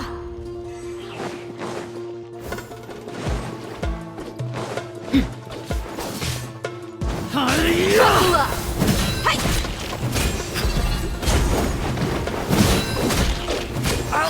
Kya! Ha!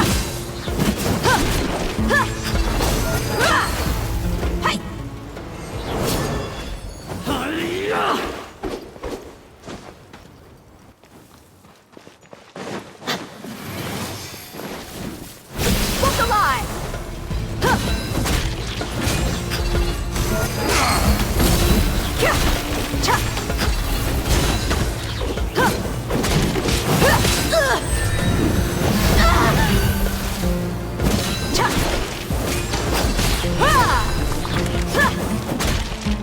How regretful.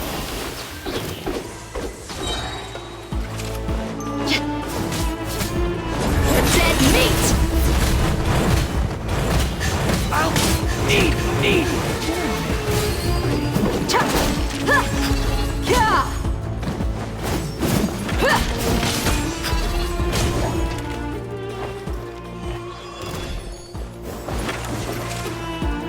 Let's get it on!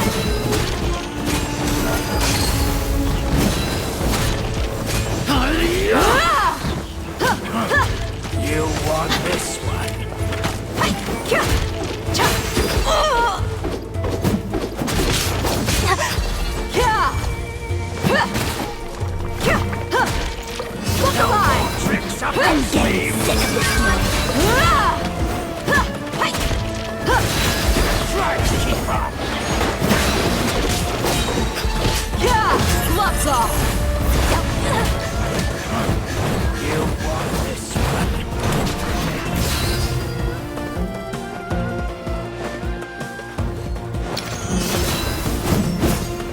Yeah! Ah! Hi! This way, follow me. We're almost there.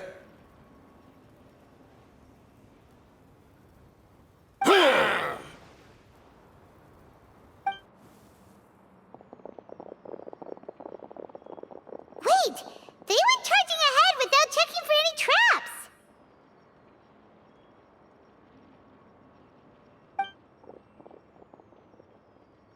Hey, you guys okay?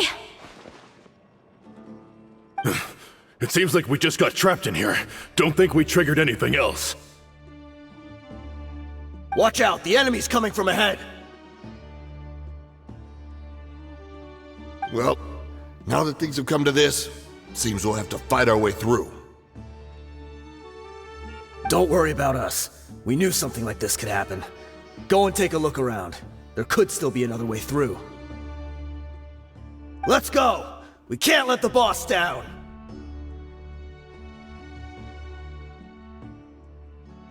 Let's check if there's another way! The sooner we can make it through to help them, the better. Let's see.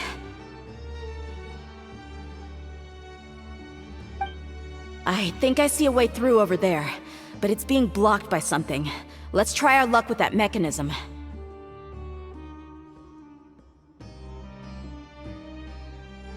Okay, let's go!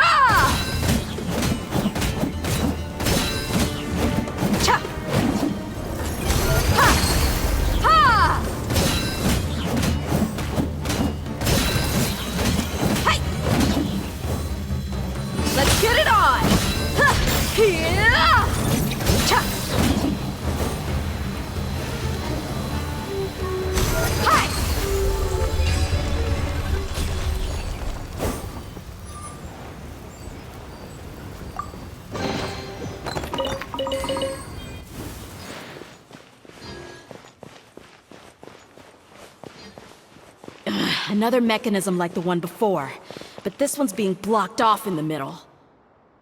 We just need to adjust it a little.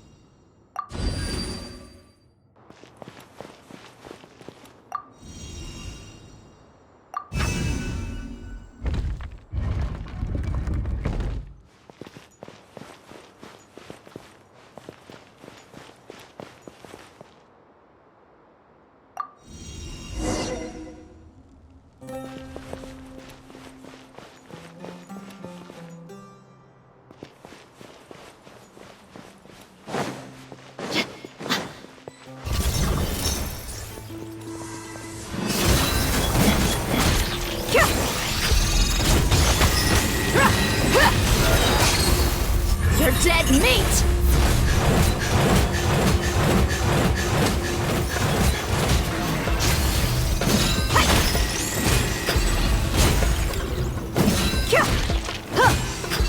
Buckle up!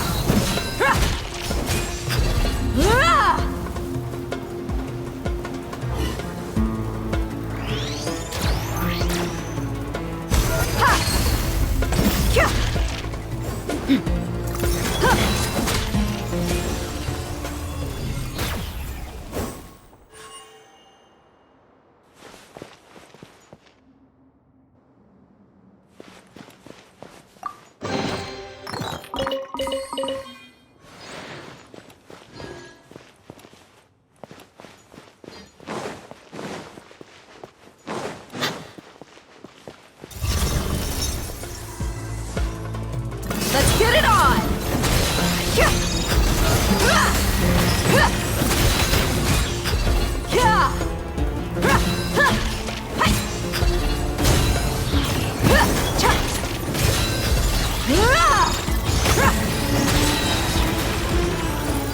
You asked for it.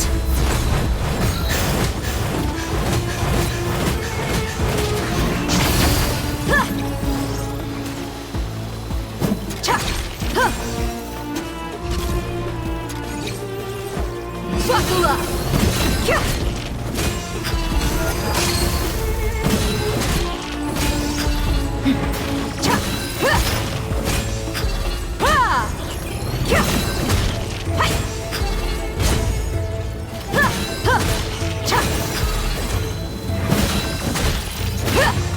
Look alive!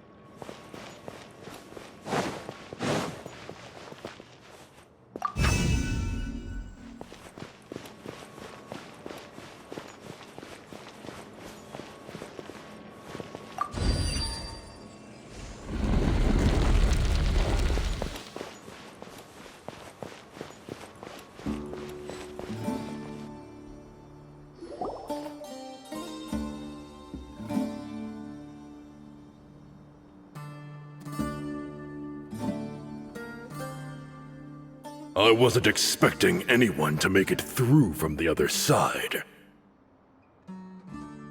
But as a desert dweller, I suppose we should be used to our folks defying all expectations. Don't waste your breath. You have nowhere to run. Run? Had I wanted to run, I would have fled 1,000 times already. I witnessed the golden age of Deshret's relics. Even if I could leave this place behind, all that awaits me now are endless days of humiliation and ruin. Even now, my brothers and I still believe in one thing. The greatest should never live to remember their fall.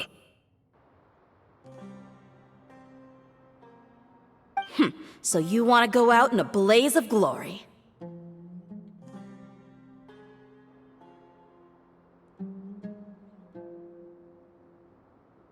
Let us draw our weapons! We will show them the true power King Deshret bestowed upon his followers. They are but two, while we hold within ourselves the entirety of the relic's glory.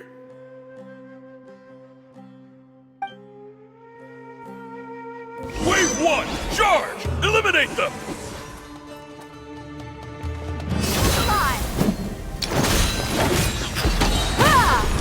You're dead meat!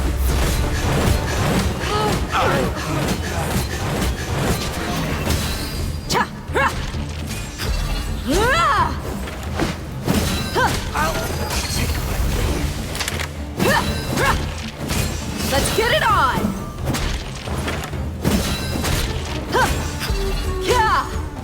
You don't think that you've won. We're just getting started.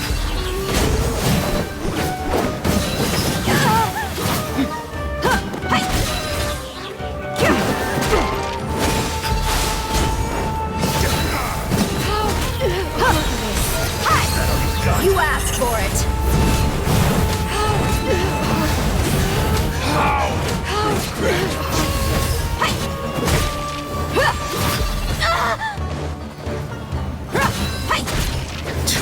Now you're testing my patience. Look alive! Will you? King Deshret will not abandon any one of his followers.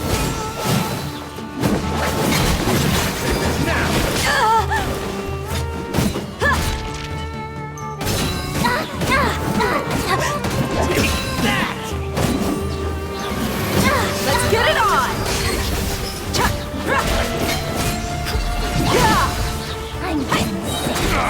They're dead meat! Gotcha.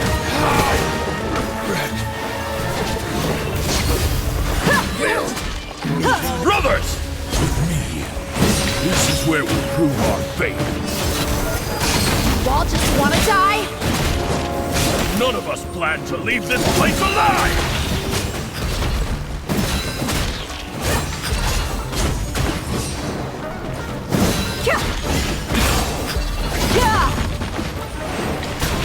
Lord of Sand, your sacrifice is ready. Look alive!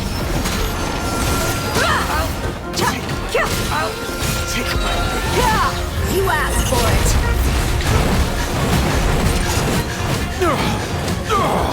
The golden slumber.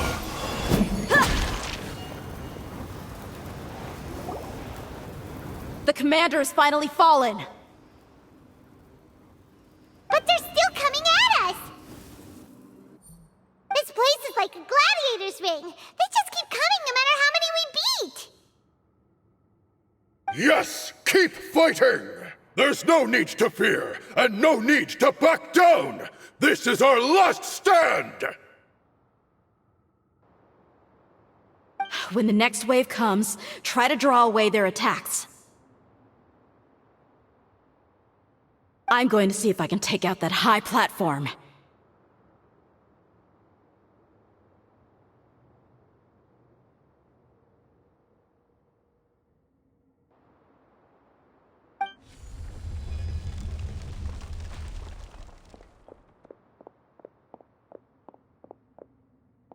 Get out of my way! Come and face me, Michel!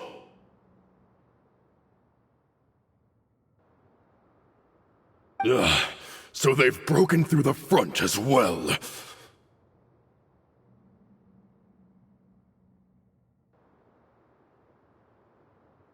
Apologies, Lord Michel.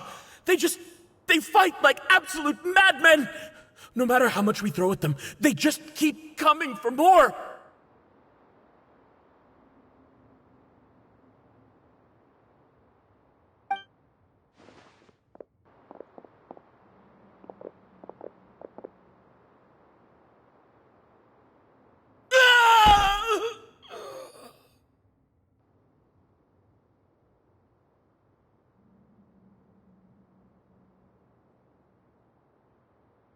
So, it would seem like this is the end.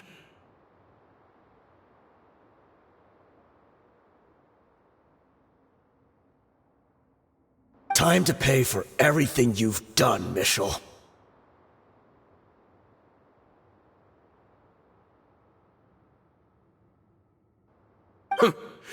You think I would give you that opportunity?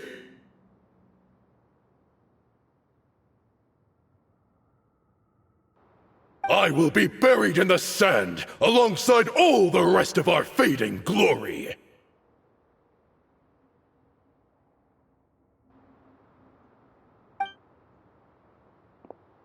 Hey, wait!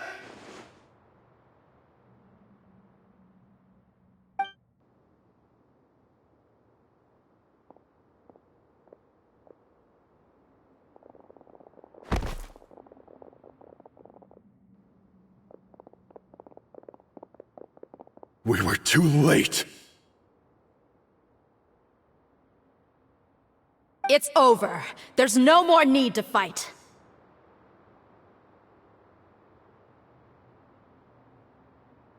But if you're still going to cling on to your so-called mercenary's pride, then I'll give you all a good beating as well.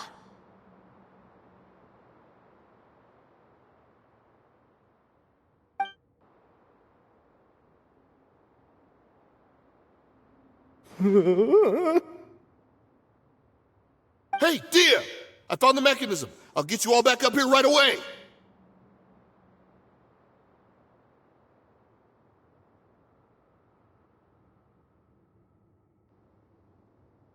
Let's go.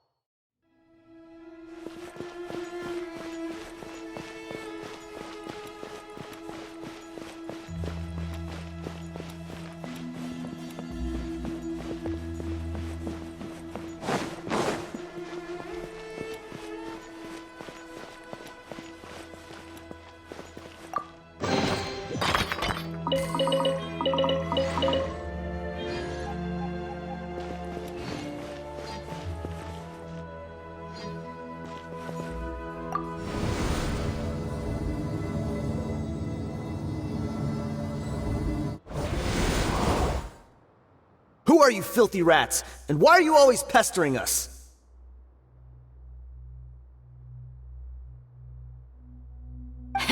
You call yourself a member of the infamous Deshret's relics, and you still can't even tell who's made it all the way to your headquarters? Who knows what intent a bunch of rats may have? We try to catch a couple, and you all just show up on the other side instead. How are we supposed to figure out what you're after?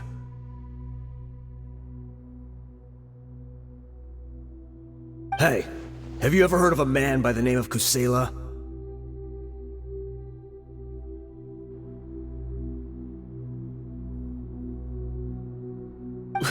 Why would I know?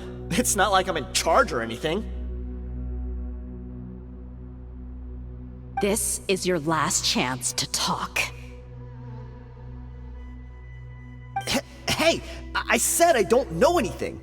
I'm just an average member here. I'm telling the truth.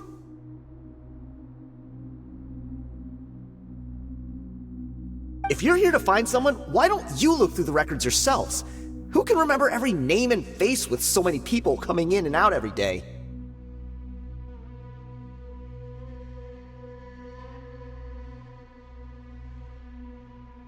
The irony.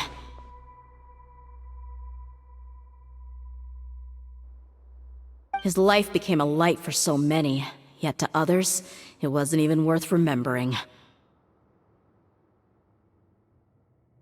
Where's the records room? Answer me!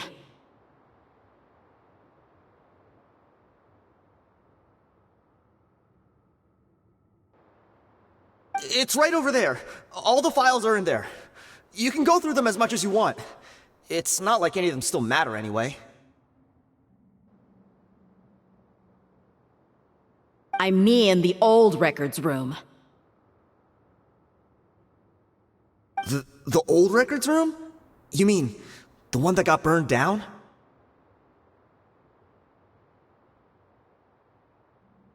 Kusela.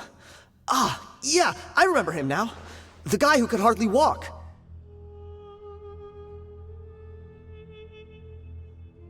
Watch your mouth. That's our boss you're talking about.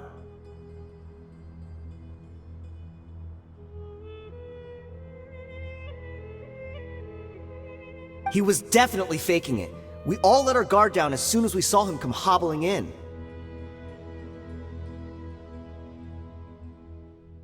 But in the short time it supposedly took him to take a dump, he'd already gotten away and started a fire in the records room.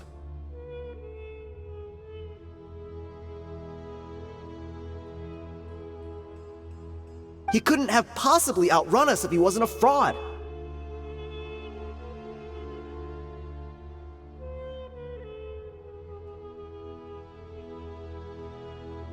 And after that, Deshret's relics fell into complete disarray.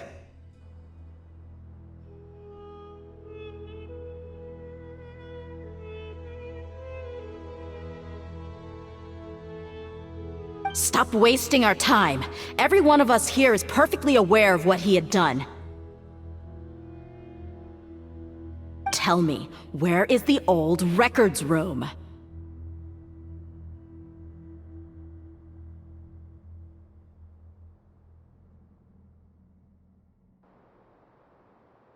It's just over there. Go see it for yourself if it means that much to you. There's nothing left in there but ashes. No human could ever survive that kind of inferno.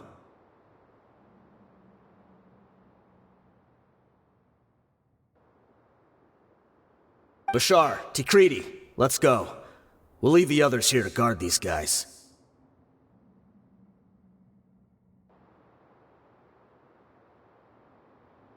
Spare them no mercy if they try anything.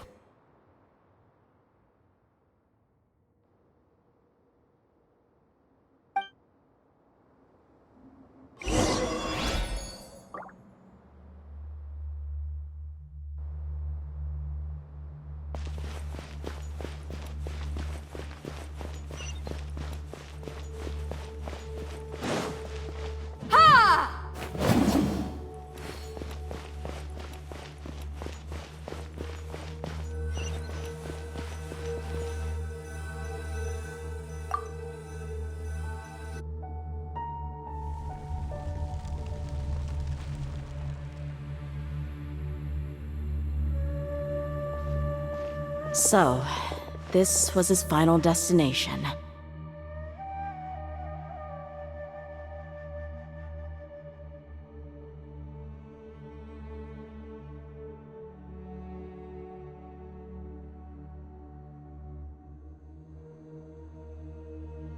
How did he do it? Getting past all the guards with a limp and sneaking in here to start a fire? If he was nimble enough to do that, then he must have been able to get out of here after starting the fire, right?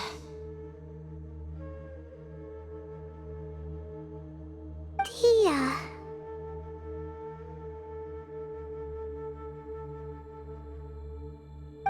I'm sorry.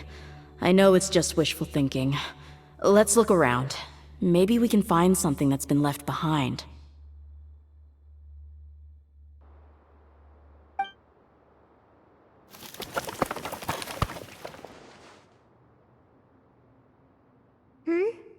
Is this a cane? It must be the one that Dia's father used. Kusela.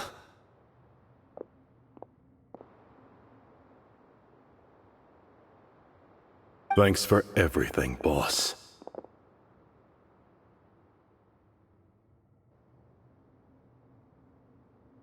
We're fortunate to somehow find that cane after that fire.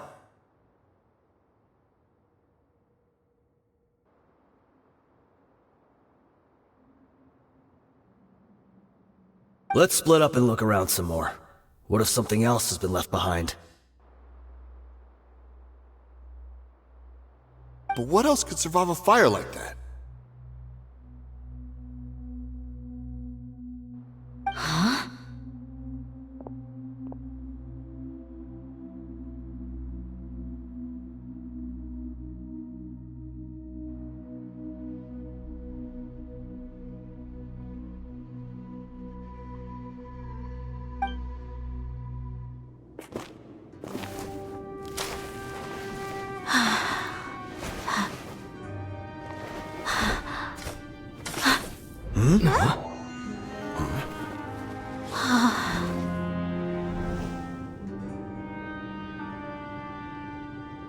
Potso. Wait! Isn't that the toy sword you played with as a child?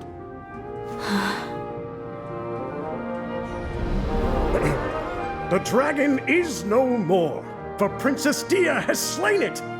Its head now hangs above the city gates. Her bravery has brought eternal peace and prosperity to us all. Dia, come on. This is the most important line. You can do it. But Dia, you defeated the dragon. Everyone's waiting for your speech. Still too shy, huh? All right, I'll do it. I hereby proclaim our victory. Evil shall plague us no more.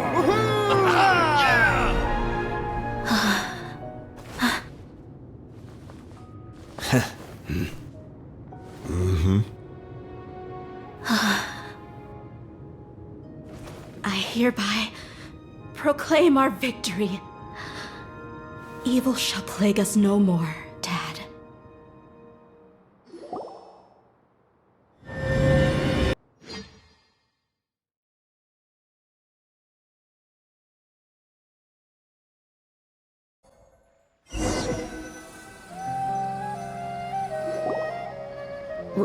What's this?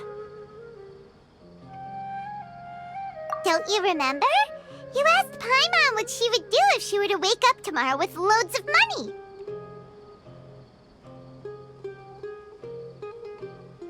And Paimon said that she would get boatloads of tasty snacks. You looked super confused at the time, but said it was an adorable thing to say. These opportunities don't come by often. So today, Paimon's gonna treat you to a special crash course on Paimon's life philosophy.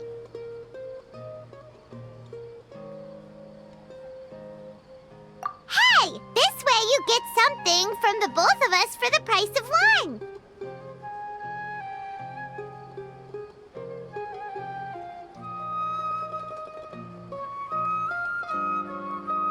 Anyway, the point is that you should eat to your heart's content. You'll feel better for sure once you've gotten something in your tummy. Dunyarzad will also be here shortly. She's already heard that we're back.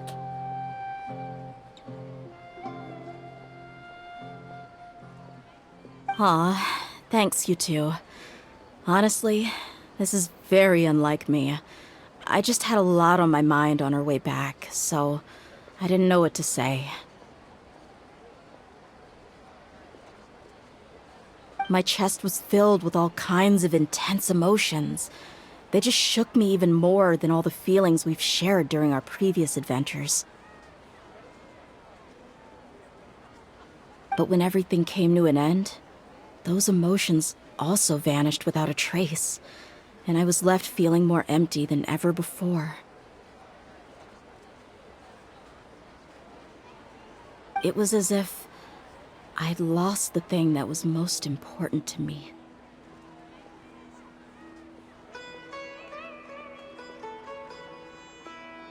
Yeah, you're right.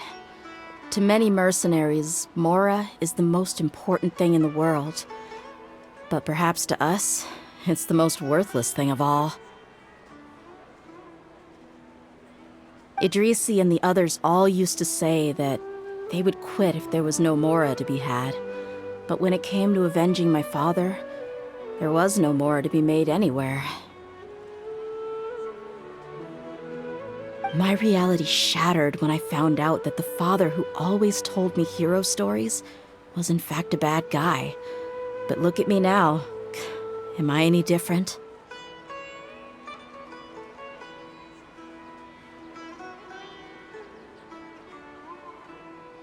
Despite all my promises about never forgiving him and never trying to understand him, I still went to such lengths to find out the truth, and nearly even shed tears for his sake.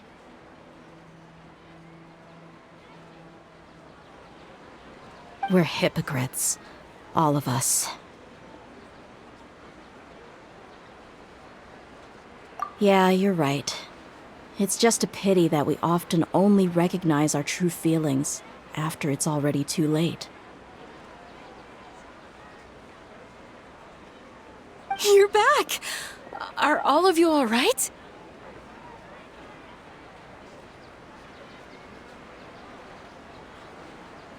Ah, there she is. Yeah. Many people from the Corps of 30 came over, and I just wrapped up everything with my dad. All I can do now is wait for their verdict. Huh? Dia, you're looking quite down again. Paimon will explain. A lot happened while we were gone.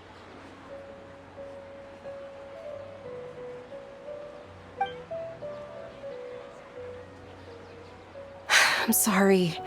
I really should have controlled my emotions better. I just...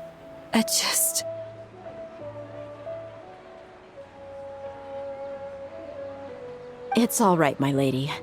You were hurt by all of this as well. Truth be told, I'm starting to feel a little guilty watching you cry like this.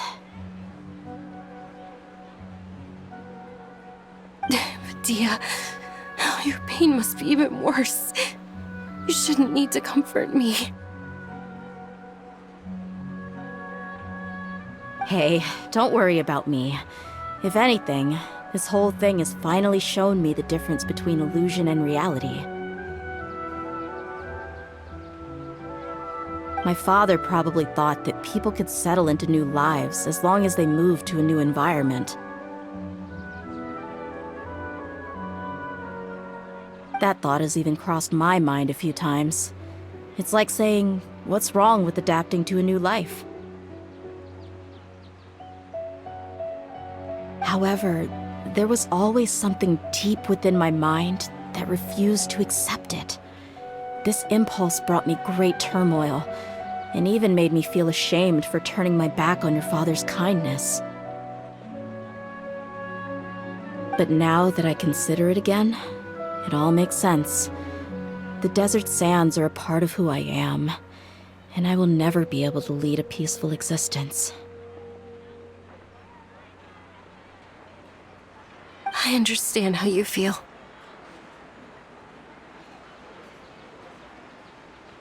That doesn't mean I won't be making any changes to my life, though. As an example, I'm now thinking about taking on some small odd jobs. It's just like Idrisi said. I also want to catch up to my father and become a character in his play.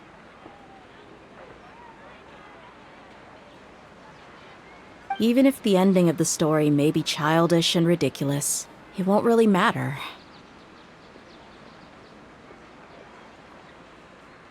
Isn't that neat, though? Oh, you'll be a whole new kind of mercenary, one that's not out for Mora. Why don't we go for a change of scenery once we finish eating? What about stopping by the Grand Bazaar again? Right.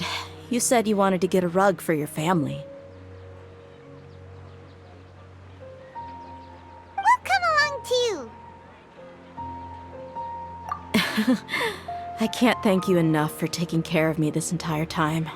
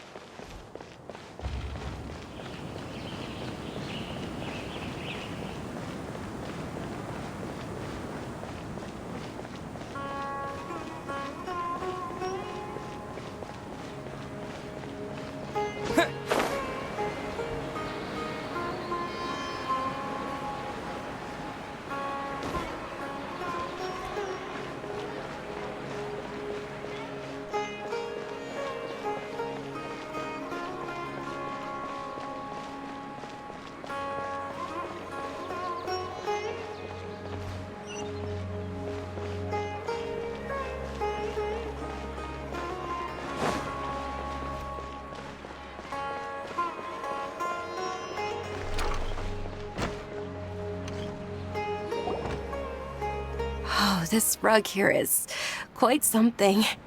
The craftsmanship is exquisite, and the fabric is also of high quality.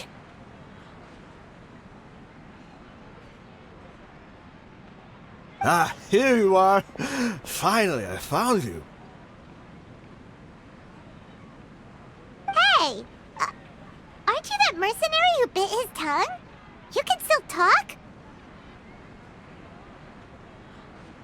Wait, are you here to take revenge on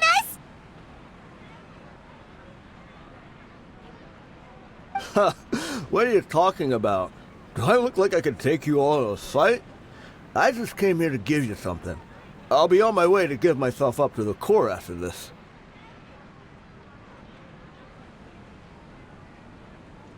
Once I woke up, I hurried to the Khan al-Ahmar's camp, hoping to alert them to your presence.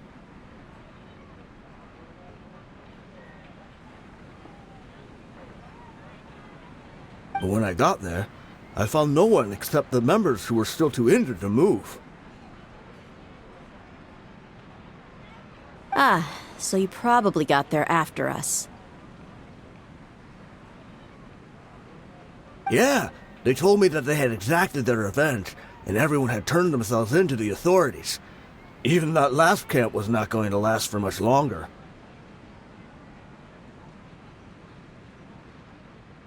I had joined the cause to repay an old favor from Kusela. Now that everyone's already turned themselves in, I might as well do the same.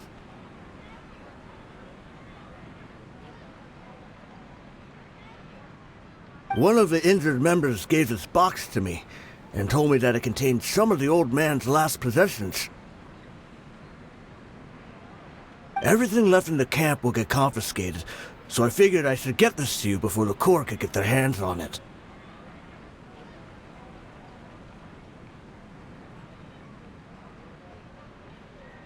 Thank you.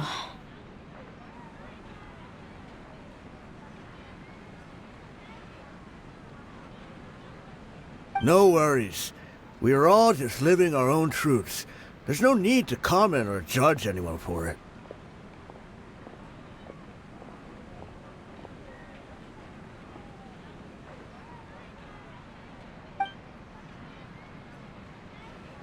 So this box contains everything that Dia's father left behind.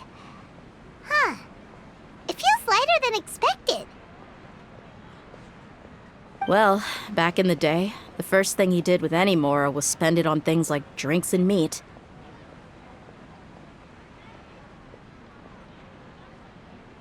But let's see what's inside.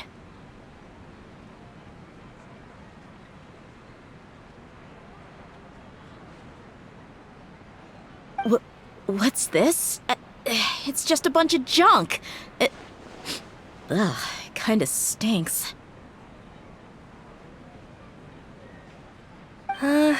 Perhaps it's just been left unopened for too long. A handwritten copy of a storybook. The paper's already yellowed, and it looks like it's about to fall apart. It was against the Academia's rules to possess books for personal use. If he was going to break that rule, he could have at least copied something useful.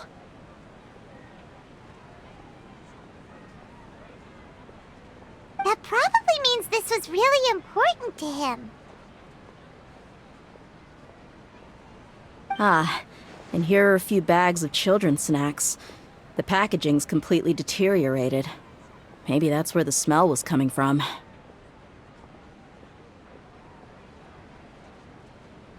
Did he get those for you? Yeah, but here's the thing, though. Even when I was a child, I was never a fan of these kinds of snacks. He'd always say that he got them for me, but in the end, he always ate more than I ever did. Who even leaves snacks in a box like this anyway? Isn't that just common sense?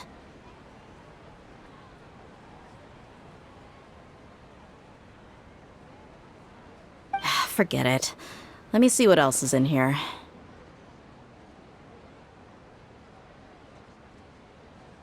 A razor, some buttons, some round iron tiles, a wooden toy puppet. A wool scarf, which from the looks of it probably belonged to a woman, and a hair clip? Why are these things here?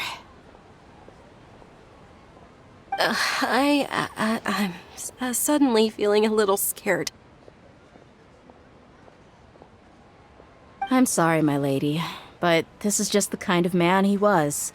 He probably saw this box as some kind of personal trash heap and dumped any and everything in there.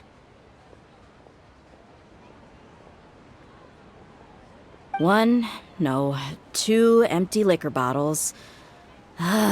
Tell me, you guys, are these the kinds of things that a normal person would leave behind? Huh? There's something in the bottle!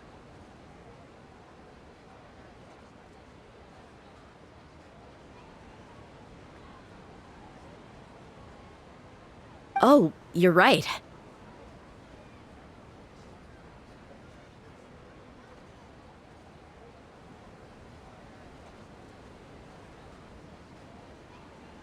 All right, I got it out.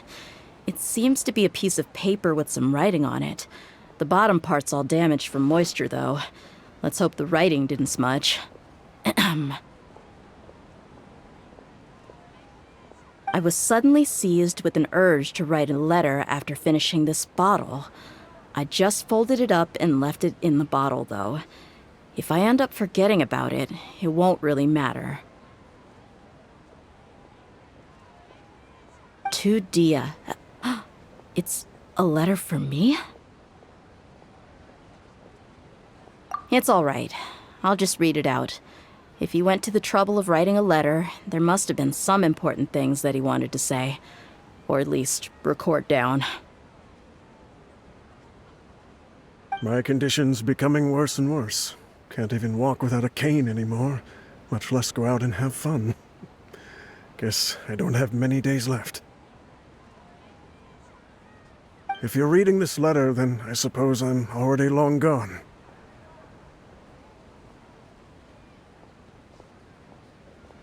You were adorable as a baby. Everyone loved you. And regardless of whether you were crying or laughing, everyone enjoyed having you in the group. But once you grew a bit older, you were no longer nearly as happy or cute. It's probably Idrisi's fault. He was never up to any good.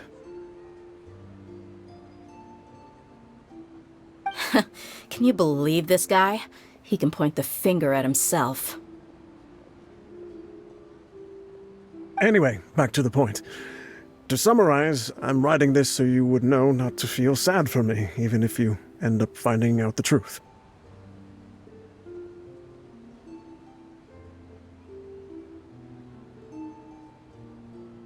The reason being that I was never your father to begin with. Wait, what? Surely, he must be joking, right? I don't know. I was quite formidable when I was young, and 100 times cooler than some so-called flame main.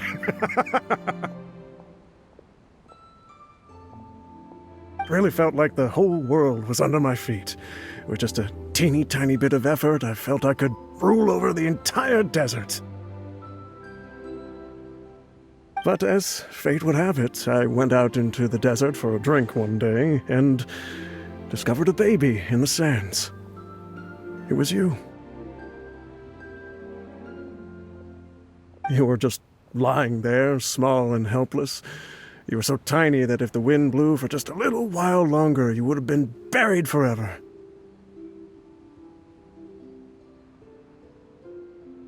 But your cries were so loud they made my head hurt. Now that I think of it, you really were a bundle of energy.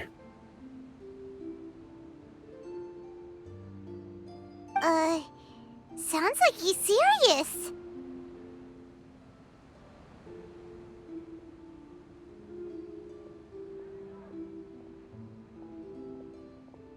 I told Idrisi and the others that I had slipped up with a woman while out and about.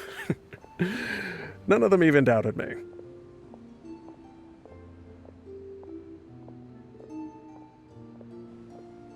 I'm sorry that I had to lie to them for so long, but I really had no other choice.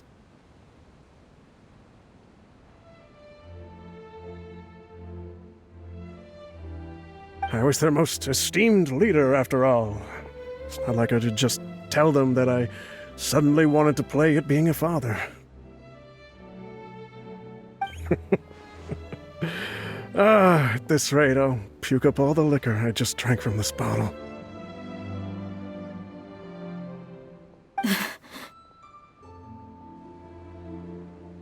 Anyway, Dia, you possess the kind of freedom and kindness that we could only dream of. As far as how you should live your life, that'll be up to you to decide.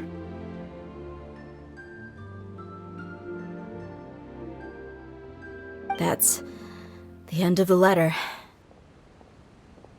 In the end, he was still thinking of me as a little child. I suppose, or I would have suffocated under the sand a long time ago. He was a good father to you. The fact that he wasn't a blood relative doesn't change that. Yeah, it's just a pity that we had to learn the truth of everything like this. Do you already have some ideas about the decision that he wanted you to make? I do. If he first found me alone in the sands, then I want to try my hand at finding the person who abandoned me. I just have one wish, to tell them a story.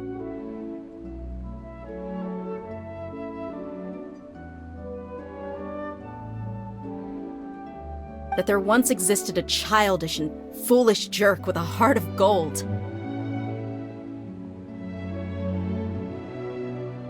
And that only under his care was I able to grow and mature into the person I am today.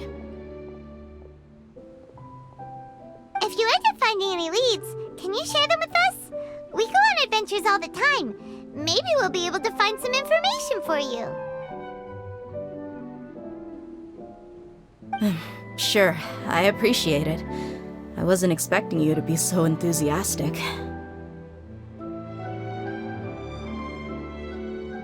I'll help too. Thank you. All of you. Thank you so much.